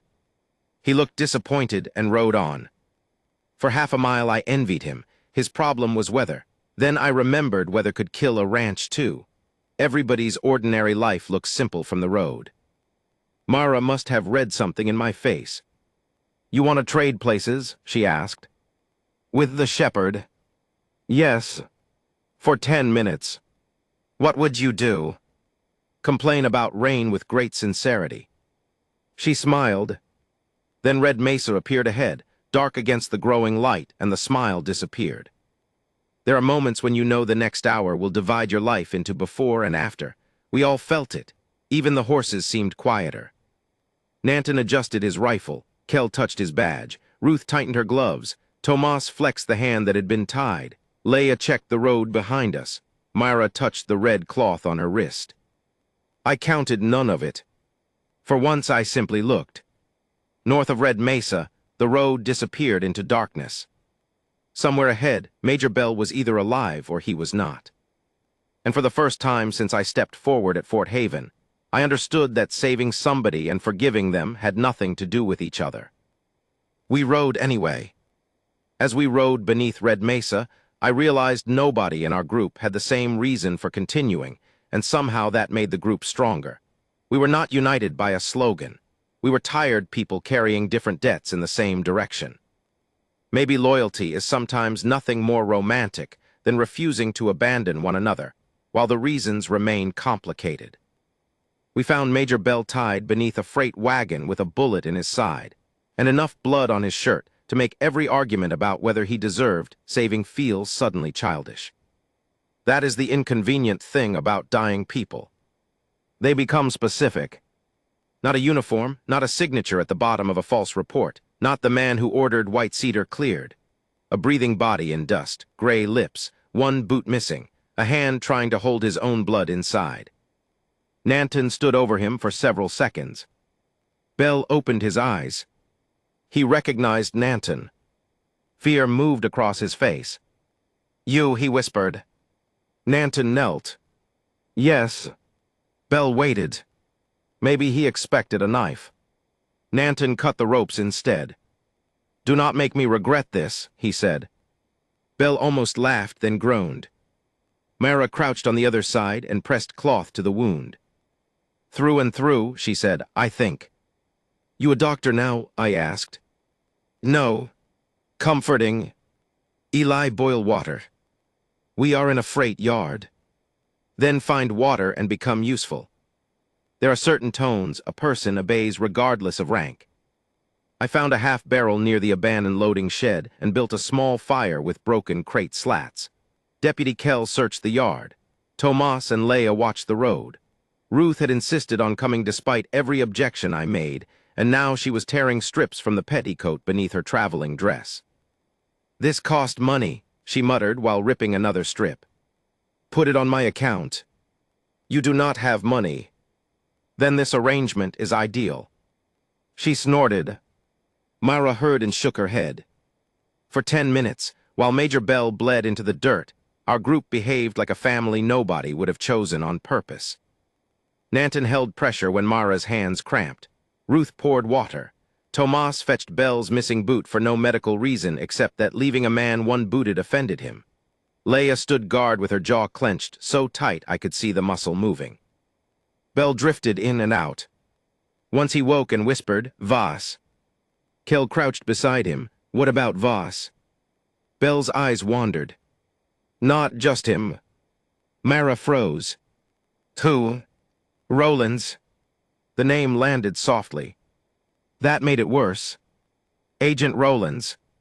The narrow man at Fort Haven who had sighed and made compromises and acted as if the whole affair inconvenienced him. Mara stared at Bell. "What did Rollins do?" Bell swallowed. Filed claims, lost complaints, redirected inspectors. Kell sat back. I thought of every paper Rollins had touched, including the temporary order placing Mara in my care. "He let her go with me," I said. Mara looked at me.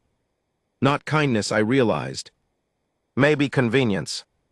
If I took Mara away from the fort, Voss and Bell could create the abduction story. Roland's reasonable compromise had placed her exactly where they needed her. I felt stupid. Nanton looked at me. You count many things. Yes.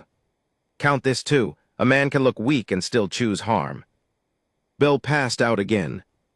We made a litter between two poles and carried him south before dawn.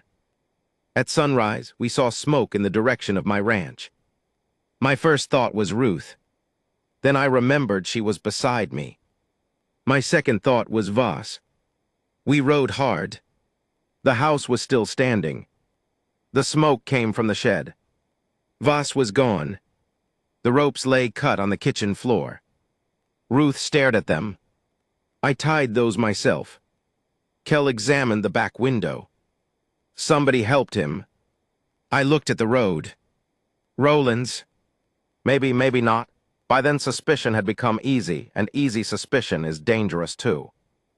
On the table lay my loan note. Voss had left it deliberately.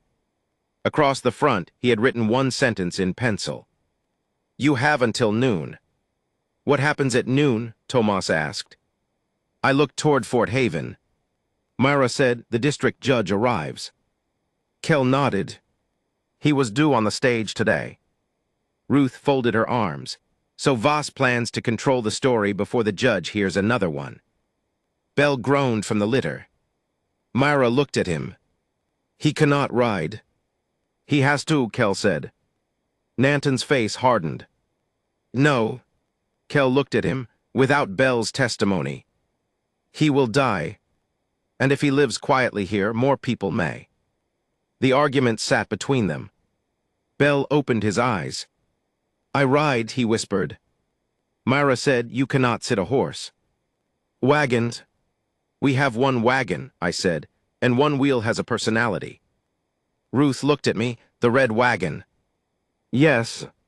You still have not fixed that. I have been busy resisting corruption. You have been meaning to fix it for 4 years.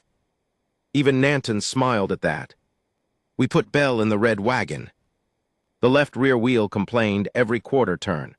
I counted the squeaks for the first mile and stopped at 62 because I decided insanity did not need assistance. The road to Fort Haven took 3 hours if you had good horses and no bleeding major. We had neither condition. Mara rode beside the wagon, one hand resting near the inside pocket where she had hidden Bell's copied letter. Nanton and Leia ranged ahead. Tomas stayed behind us. Ruth drove because she trusted nobody else's relationship with the bad wheel. About 6 miles from town, we found the stagecoach stopped sideways across the road. No horses. Driver missing. One wheel broken. The district judge's luggage lay open in the dust. Kell dismounted. Judge, he called. A voice answered from the ditch. Depends who is asking. Judge Samuel Avery rose from behind a bank holding a small revolver and wearing one sock. He was 60 if he was a day, round in the middle, bald on top, and furious about the sock. Deputy Kell. Yes, sir. Good. Somebody shot my driver, stole my horses, and removed one of my boots while robbing the luggage. Tomas whispered, many men are losing boots this week. Leia elbowed him. The judge climbed onto the road. He looked at our group. A wounded cavalry major, an Apache man and 2 younger relatives, a woman with a bruised face, my sister in a torn traveling dress, me covered in dust and dried blood that mostly belonged to other people. Avery lowered the gun. I assume there is an explanation. No, I said. There are several, and they disagree. Ruth muttered, for once accurate. We put the judge in the wagon, too. The wheel hated him. At 11:40, Fort Haven came into view. People filled the street. Word had arrived ahead of us, though not our version. A notice had been posted outside the trading room, Apache abduction, armed attack ON Territorial Patrol, witnesses sought. Below it was Myra's name. Below that was mine. The word assisting had been written beside me. Assisting what? I asked. Apparently everything, Ruth said. The crowd saw Nanton first. The mood changed. Men stepped away from storefronts. Hands moved toward belts. Someone shouted, there they are. Mara moved her horse between Nanton and the crowd. That was not strategic. It was instinct. Nanton noticed. So did I. Agent Rowlands came onto the courthouse porch. Harlan Voss stood beside him.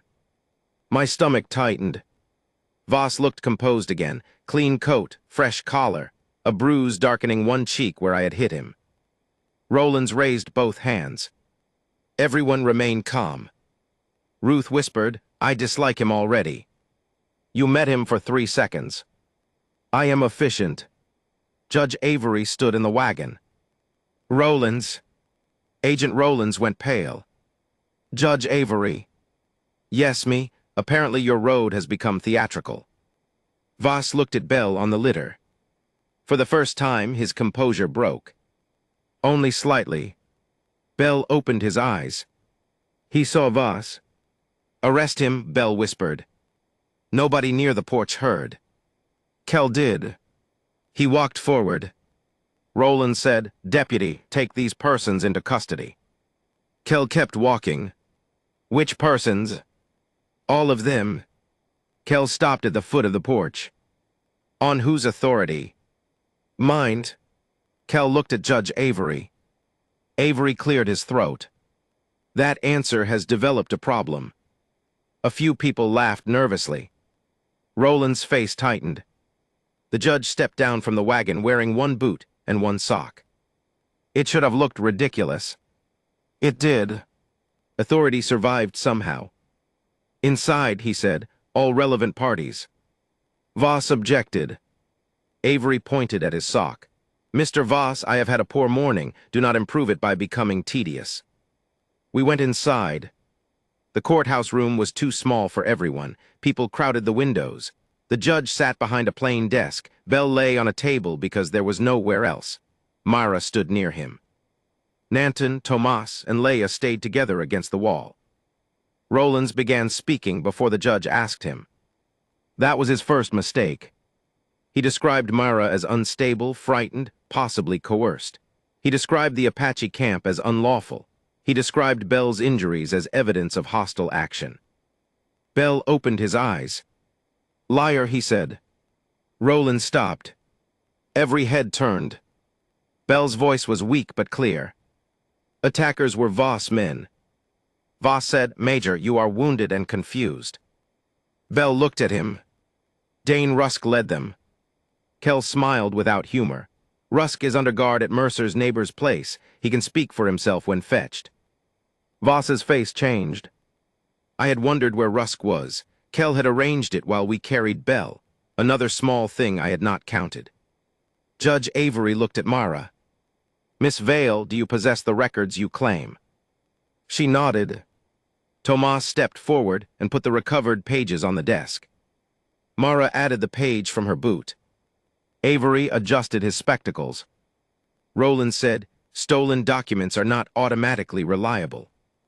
No, Mara answered, but the warehouse copies can be compared to territorial invoices. Rowland's eyes moved toward a filing cabinet. Mara saw it. So can the land claims stored here. Everyone looked at the cabinet. Rowland's did not. That was his second mistake. Judge Avery said, Deputy Kell, secure those files. Kell moved. Rowlands drew a pistol.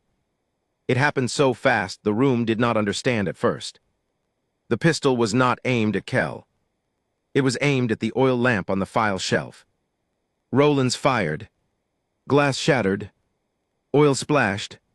Flame climbed paper. People shouted. Kell tackled Rowlands. Voss ran for the side door. Tomas caught him with a chair. The judge ducked behind the desk. Ruth grabbed a rug and beat at the burning shelf. Mara ran straight into the smoke. Myra. She ignored me. I followed because apparently that had become my profession. We pulled burning files to the floor. Nanton and Leia carried buckets from the pump.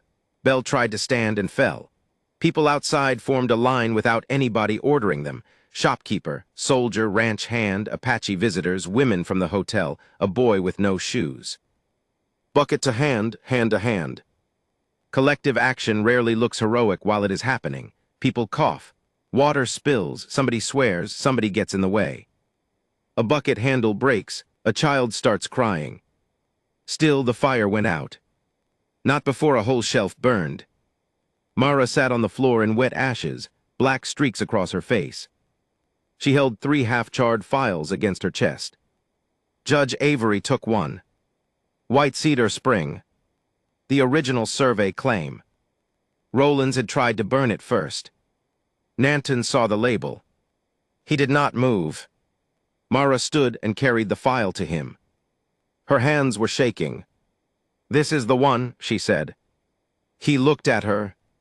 She did not say she was sorry again. She simply gave him the paper. Nanton took it. For a long moment neither spoke. Then he opened the file. Inside was a map with a blue line drawn through White Cedar Spring and a signature approving the land as temporarily abandoned. My signature. I stopped breathing. Nobody else noticed at first. I did.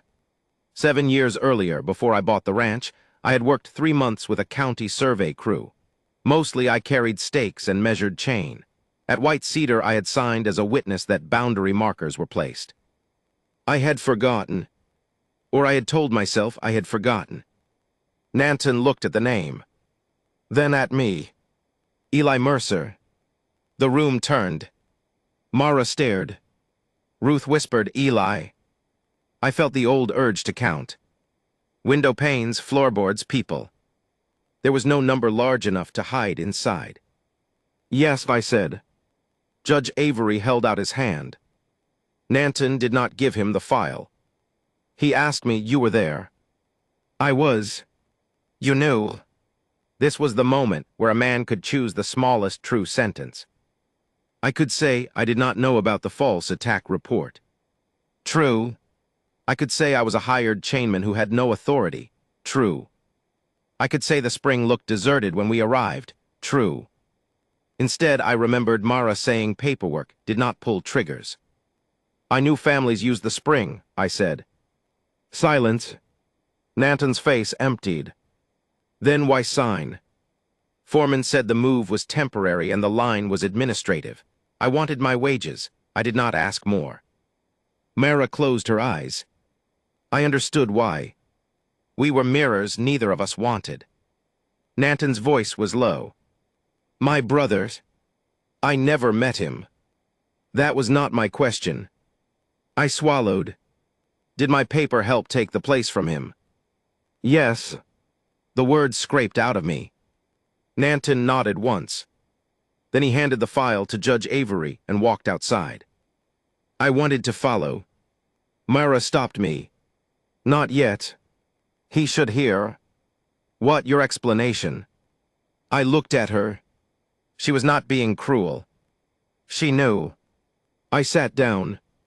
The hearing continued without dignity. Voss shouted. Rowlands demanded counsel. Judge Avery ordered both held pending investigation. Bell gave a statement in fragments, stopping twice because he nearly fainted. Kell admitted he had disobeyed Bell in the canyon.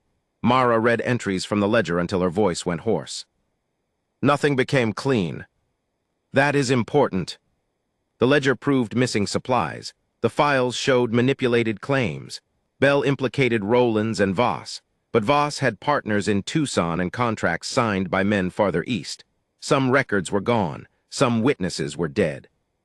Some crimes had been dressed in legal language, so long that nobody in the room could say where theft ended and policy began.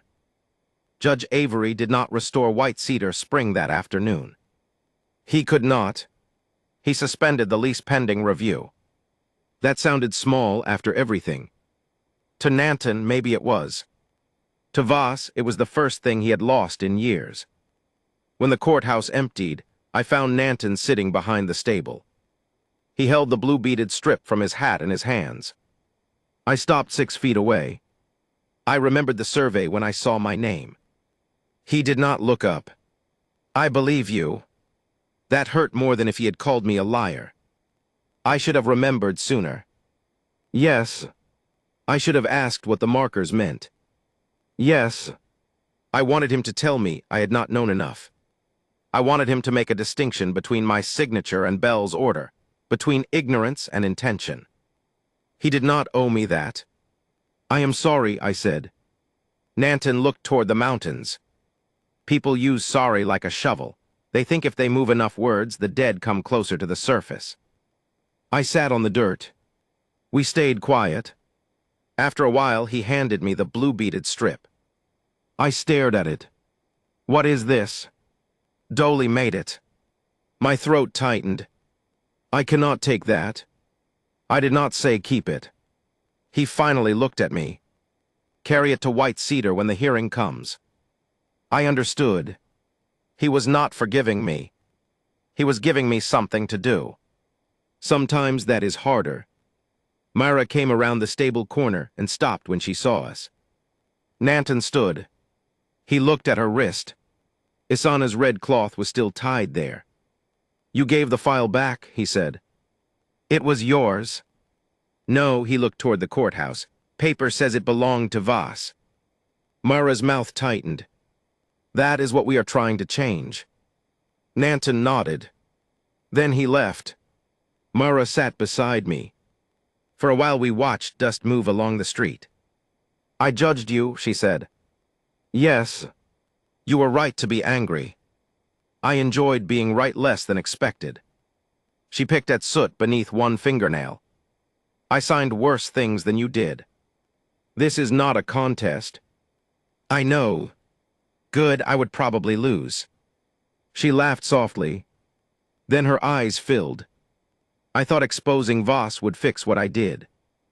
I looked at the beadwork in my hand. Apparently nobody has arranged the world that conveniently. No. We sat closer than before, but did not touch. That mattered, too. The days immediately after the courthouse fire were stranger than the danger itself. During danger, every hour gives you instructions. Run, carry water, stop the bleeding, hide the papers.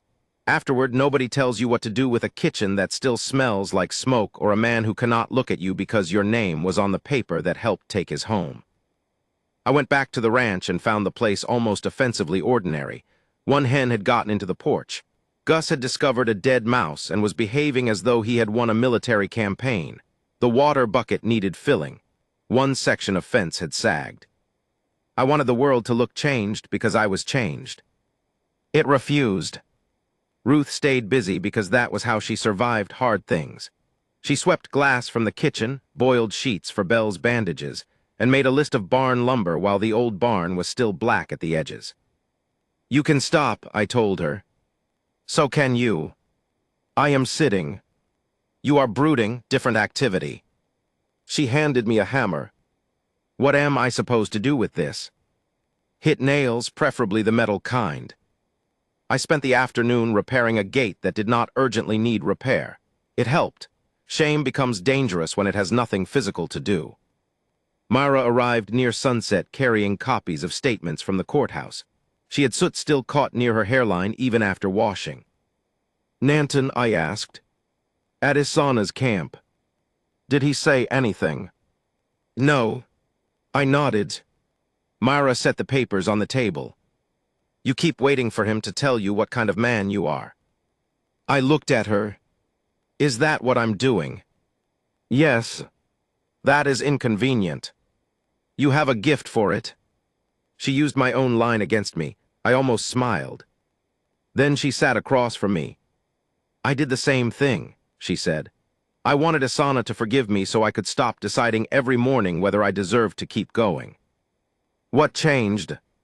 She refused. I waited. Myra looked at the papers. She told me forgiveness was her business. What I did next was mine. That sentence hurt because it removed another hiding place. If Nanton forgave me, I could call myself redeemed. If he never did, I could call myself condemned. Either way, I could make him responsible for my next choice. He deserved better than that. So the following morning I rode to Fort Haven and gave Judge Avery a complete statement about the White Cedar survey. I included things nobody had asked yet. The foreman's name, the amount I was paid, where the crew camped, the fact that I had seen old fire rings at the spring and still signed the witness line. Avery read it twice. You understand this may expose you to civil claims. No. He looked over his spectacles. I appreciate the honesty, Mr. Mercer. But I meant, do you understand the consequences? Oh, some. Possibly the loss of your own grazing lease if the chain of title becomes disputed. That got my attention.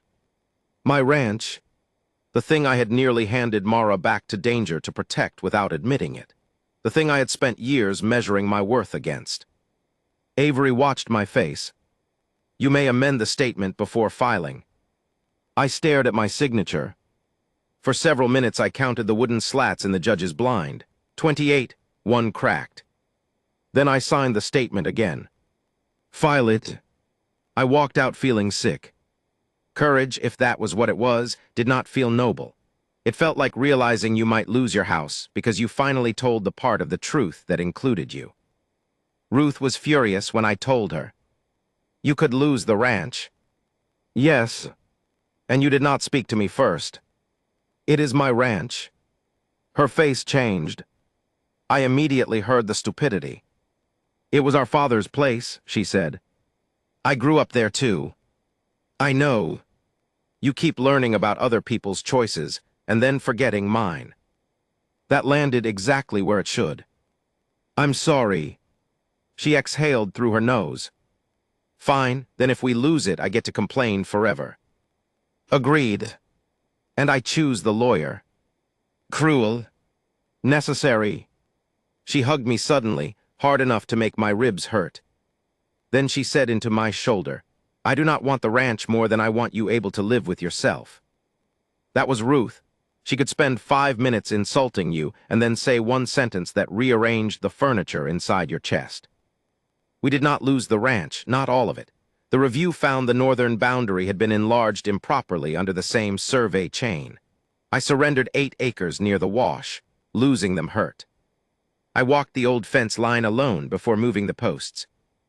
Nanton came halfway through. He did not mention white cedar. He picked up a post and carried it. We moved the fence together. At one point I said, you do not have to help.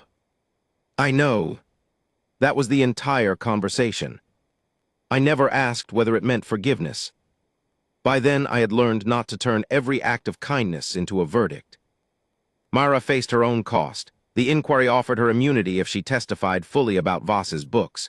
She accepted, but immunity did not protect her reputation.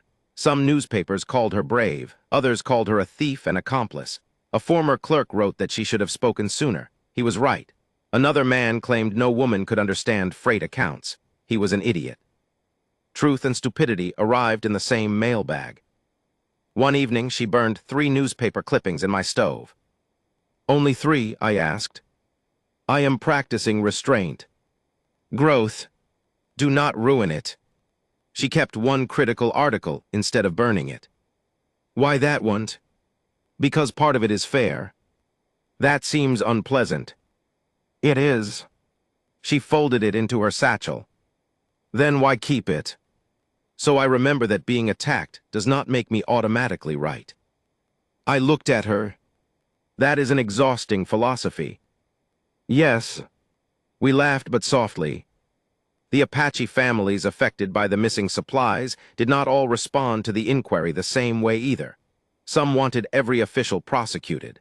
Some wanted contracts changed and deliveries monitored. Some wanted nothing to do with another government hearing. Isana attended only when a decision affected White Cedar directly. She told Myra once, do not bring me another room where men ask whether our memory is evidence. Myra did not argue. Instead, she began collecting copies of agency receipts and delivering them to families before filing, so records no longer existed in only one office where Roland's kind of man could lose them. Leia helped. Tomas carried packets on his freight runs. That work was not dramatic enough for newspapers. It probably mattered more than the courthouse confrontation. By spring, supply deliveries were checked by 2 sets of witnesses instead of 1. Not justice. A procedure. Procedures sound dull until you have seen a missing sack of flour become a hungry child. One afternoon, I watched Leia stand beside a wagon counting blankets aloud, while a contractor grew impatient. 47, he said. 46, she answered. Invoice says 47. Then your paper has 1 more blanket than your wagon. I laughed so hard the contractor glared at me. Leia did not smile until he found the missing blanket beneath the driver's seat. Then she looked at me. Numbers behave better than people. I had told her my mother, essaying weeks earlier. Sometimes, I said, only if people count them. She was right. That sentence went into Mara's blank ledger years later. The inquiry did not make heroes out of us, though newspapers tried. One Tucson paper called Myra the ledger woman, which she hated. Another called Nanton a loyal scout, though he had never worked as a scout for the army and had no interest in being described as loyal to anyone's government. The correction he sent was not printed. I became the cowboy who defied corruption. Ruth cut that headline out and wrote underneath it, "He also forgets to patch his roof." She mailed copies to 3 people. Public stories are hungry for clean shapes. Villain, victim, hero, witness. They do not know what to do with a woman who helped create a false report and later risked her life exposing it, or an Apache man who saved the officer tied to his brother's death without forgiving him, or a rancher whose signature sat inside the same corrupt file he helped reveal. The truth made poor advertising. It made better company. 2 weeks later, Harlan Voss was transferred to Tucson under guard. Rowlands went with him. Major Bell survived. He resigned his commission before the inquiry could remove him, then testified anyway. Some people called that courage. Nanton called it late. Both descriptions fit. Deputy Kell kept his badge because Judge Avery claimed the territory could not afford to dismiss every lawman who occasionally developed judgment. Kell framed that sentence. Ruth stayed at my ranch long enough to supervise the rebuilding of the barn, insult my cooking, and discover that Tomas was willing to play cards for money. She took him for $3 and a silver button. He accused her of cheating. She said accusation without evidence was irresponsible. Myra laughed so hard she had to leave the room. Isana did not visit the ranch. Not then. Leia did. She came with Nanton to collect copies of the surviving files. She fed Gus under the table again and denied it while food was visibly leaving her hand. The district review lasted months. White Cedar Spring was eventually removed from Voss's lease, but the decision did not return every grazing route or erase every order. Some families came back seasonally. Others did not. A fence remained where no fence had been before. The first time I went there with Nanton, I carried Dolly's beadwork in my pocket. The spring was smaller than I expected. Most important places are. Water came from beneath pale rock and gathered beneath cottonwoods. There were old fire stones half buried near the bank. Nanton stood there a long time. I gave him the beadwork. He tied it to a willow branch. I did not ask why. On the ride home, he said, "You count when afraid." Yes. How many trees at the spring? I thought about it. I did not count. He nodded. That was all. Mara stayed through winter. Not at my ranch at first. She worked with Judge Avery's clerk in Fort Haven, reconstructing records and writing statements for families whose claims had been ignored. She lived in a room above the hotel and complained that the walls were thin enough to hear the man next door dream. Once a week she rode out to the ranch. Sometimes we talked about the case. Sometimes we did not. She learned to mend fence badly and saddle clover well. I learned that she hated turnips, loved thunder, and read the last page of books first when she was anxious. That is criminal, I told her. I need to know whether I can trust the author. That defeats the entire point. So does dying before the ending. I could not argue with that. During the months after the hearing, safety gave us room to discover ordinary incompatibilities. Mara believed papers should be stacked by subject. I believed a pile was organized if I knew roughly how old it was. She thought animals should not be allowed in the kitchen. Gus changed her mind by getting sick outside during a cold rain and looking tragic through the window.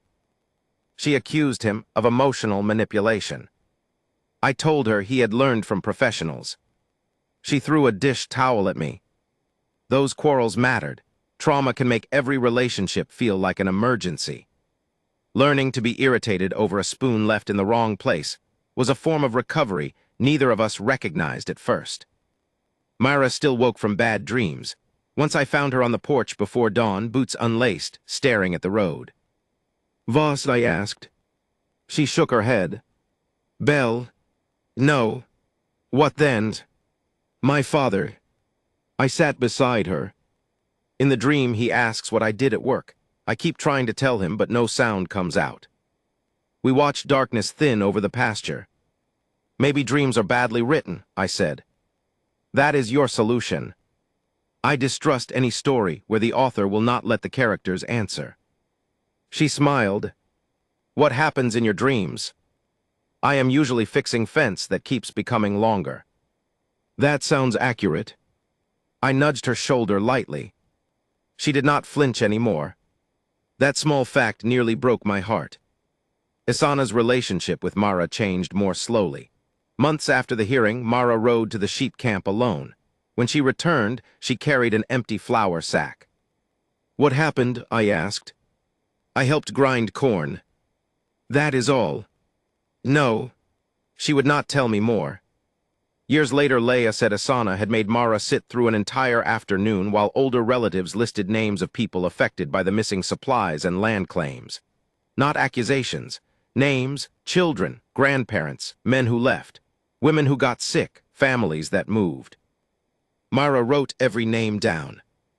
At the end, Isana asked what she planned to do with the list. Mara said, "Remember it when numbers become easier." Isana told her that was a beginning. Not forgiveness. A beginning. I came to respect beginnings more than endings.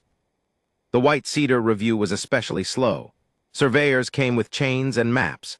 Lawyers argued about precedent. Men in offices used words like jurisdiction and occupancy, while Nanton stood beside a spring where his brother had once carved toys. When asked to testify, I told the truth about my signature. Voss's attorney used it to attack me. "You admit you participated in the survey?" "Yes." "You were paid?" "Yes." "You signed voluntarily?" "Yes." "So you benefited from the same process you now call corrupt?" I wanted to explain myself. Instead, I said yes. The attorney looked surprised. So did Myra. Later, she asked why I had not defended myself. Because every defense sounded like a request to be declared innocent. "Do you think you are guilty?" "I think I signed something I should have understood." "That is not the same as Bell." "No." "Then distinctions matter." I looked at her. She had learned to argue the other side of the thing that once tortured her. "Yes," I said, "they do." That became another lesson. Accountability without distinction becomes another form of laziness. If everyone who participates in harm is equally guilty, then nobody has to study how the harm actually works. Bell carried that question differently. He visited White Cedar once after his resignation. Nanton did not invite him. Bell came anyway and stood at the edge of the spring for less than 5 minutes. He said, "I was following an order from a territorial office." Nanton answered, "Then you had company." Bell swallowed. "I am trying to explain." "I know. What do you want me to say?" Nanton looked at him for a long time.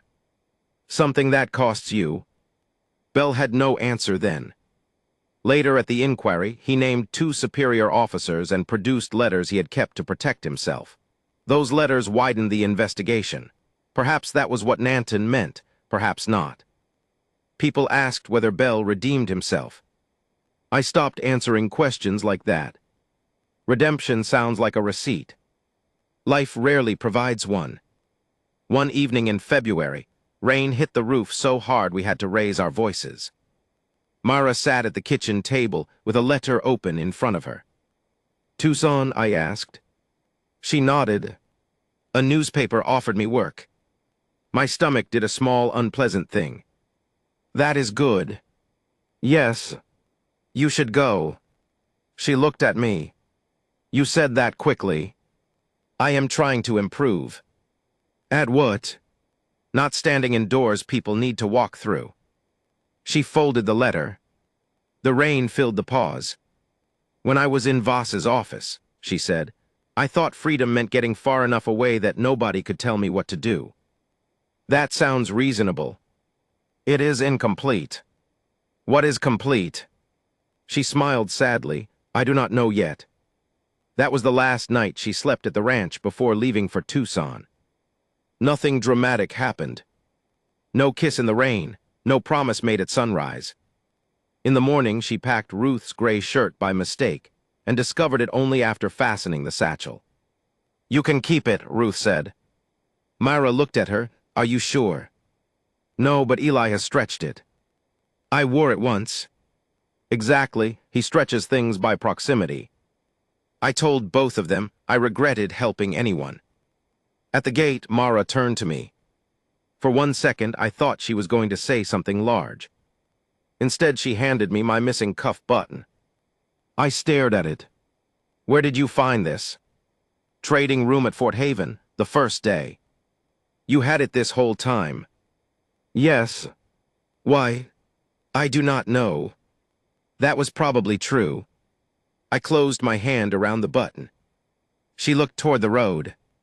"Eli." "Yes." "Thank you for stepping forward." I wanted to say I would do it again. But that sounded too clean after everything that followed. So I said I did not know what I was stepping into. "I know." Maybe that was the only reason I managed it. She smiled. "Maybe." Then she rode away. One spring after Mara left, a package arrived from Tucson addressed in her handwriting. Inside was a ledger. Blank. On the first page she had written, "For things worth counting."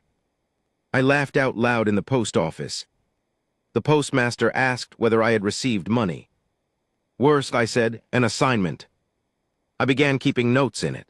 Rainfall, calves born, debts paid, fence repaired, Ruth's visits, Nanton's trips to White Cedar. The day Leia beat Tomas in a horse race and he claimed his saddle had been sabotaged by weather. The first delivery of flour that arrived at the agency store with every sack accounted for. I did not write only good things. A boy died of fever that summer because medicine arrived late. A family lost an appeal over another spring. Bell's testimony was attacked in a territorial paper that called him unstable. One of Voss's partners avoided charges entirely by moving east before the warrant came. Progress did not travel in a straight line. It limped. I wrote that down too. The ledger changed how I thought about numbers. For years I had used counting to make fear smaller. Mara had learned how numbers could hide theft. Together we learned the opposite. Numbers could also force people to look. 30 sacks missing. 11 families displaced. 4 complaints unanswered. 1 signature placed carelessly on a survey. Specificity can be a form of respect. When people become many, suffering becomes missed. Names and numbers give it edges. Nanton never kept a written ledger, but his memory was better than mine. He could tell you which child had been born the winter after a certain flood, which horse belonged to a grandfather, which spring dried first in 1887. His records lived in stories, roots, songs, and people. At White Cedar, he once told me, "Paper is not the only memory." I know. No, you are learning. Fair. Leia grew taller and more impatient. She learned English legal terms so she could sit in hearings without waiting for translation, then complained that most legal terms were designed to make simple theft sound educated. Tomas started hauling goods independently between settlements. He refused to work for any company that would not list cargo weights in writing. Ruth claimed she had corrupted him with bookkeeping. Mara claimed credit by letter.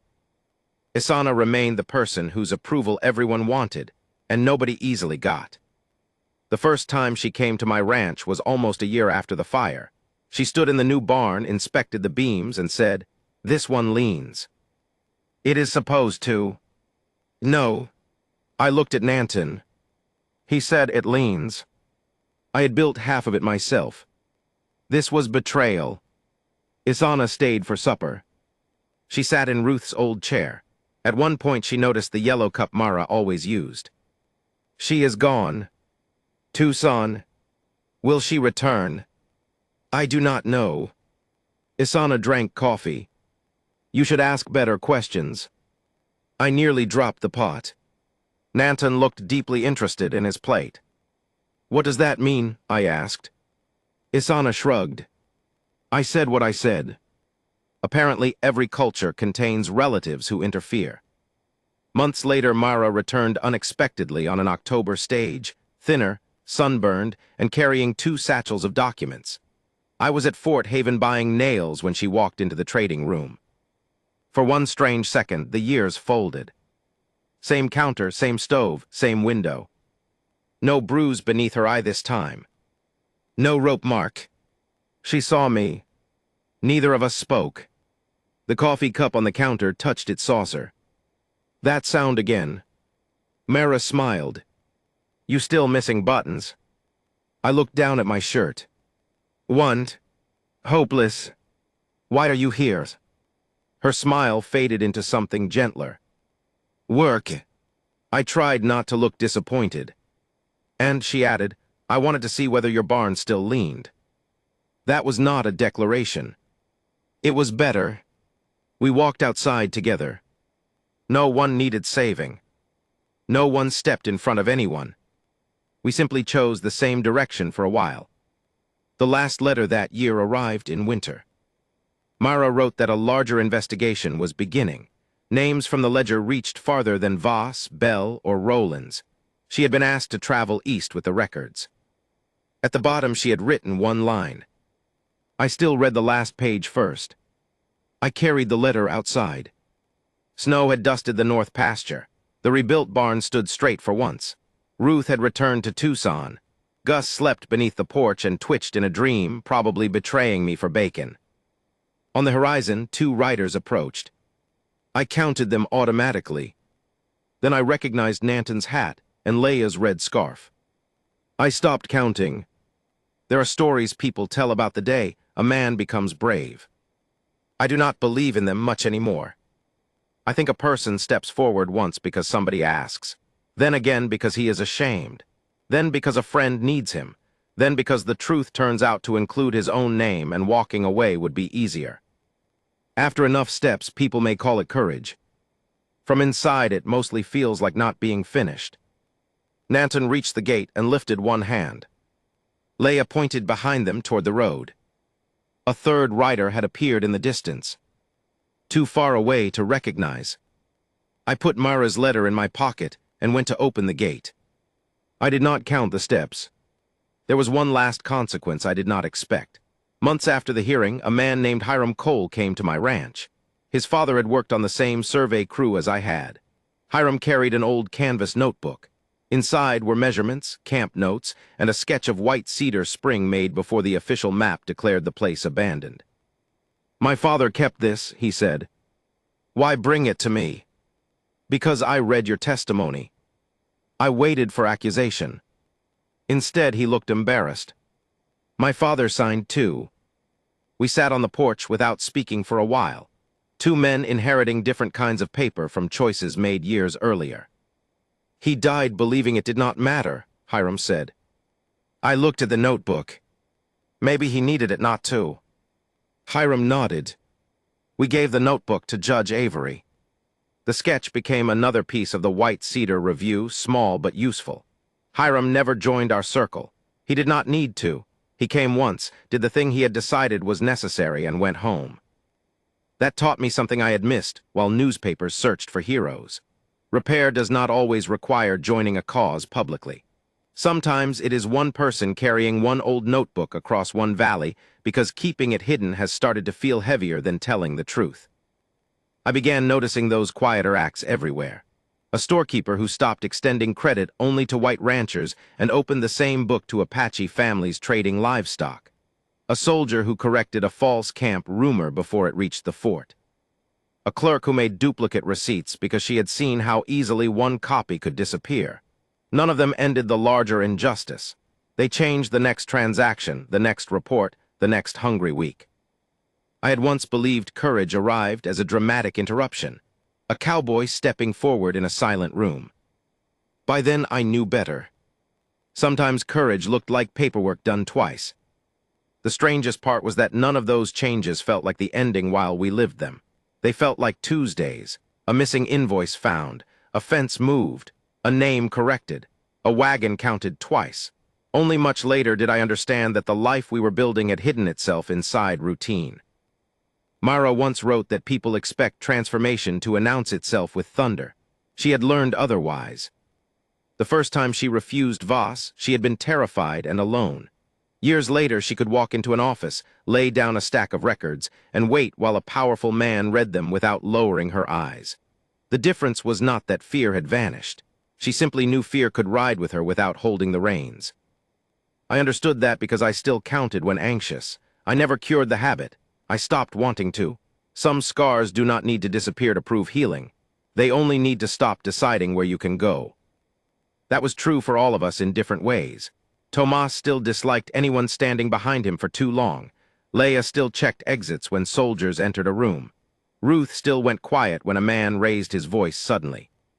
Nanton still paused at White Cedar, as though someone might answer from the cottonwoods. Nothing about resilience required pretending those things were gone. We carried them. We also carried flour sacks, court papers, bad jokes, new fence posts, coffee, letters, and one another when necessary. That was enough to keep moving.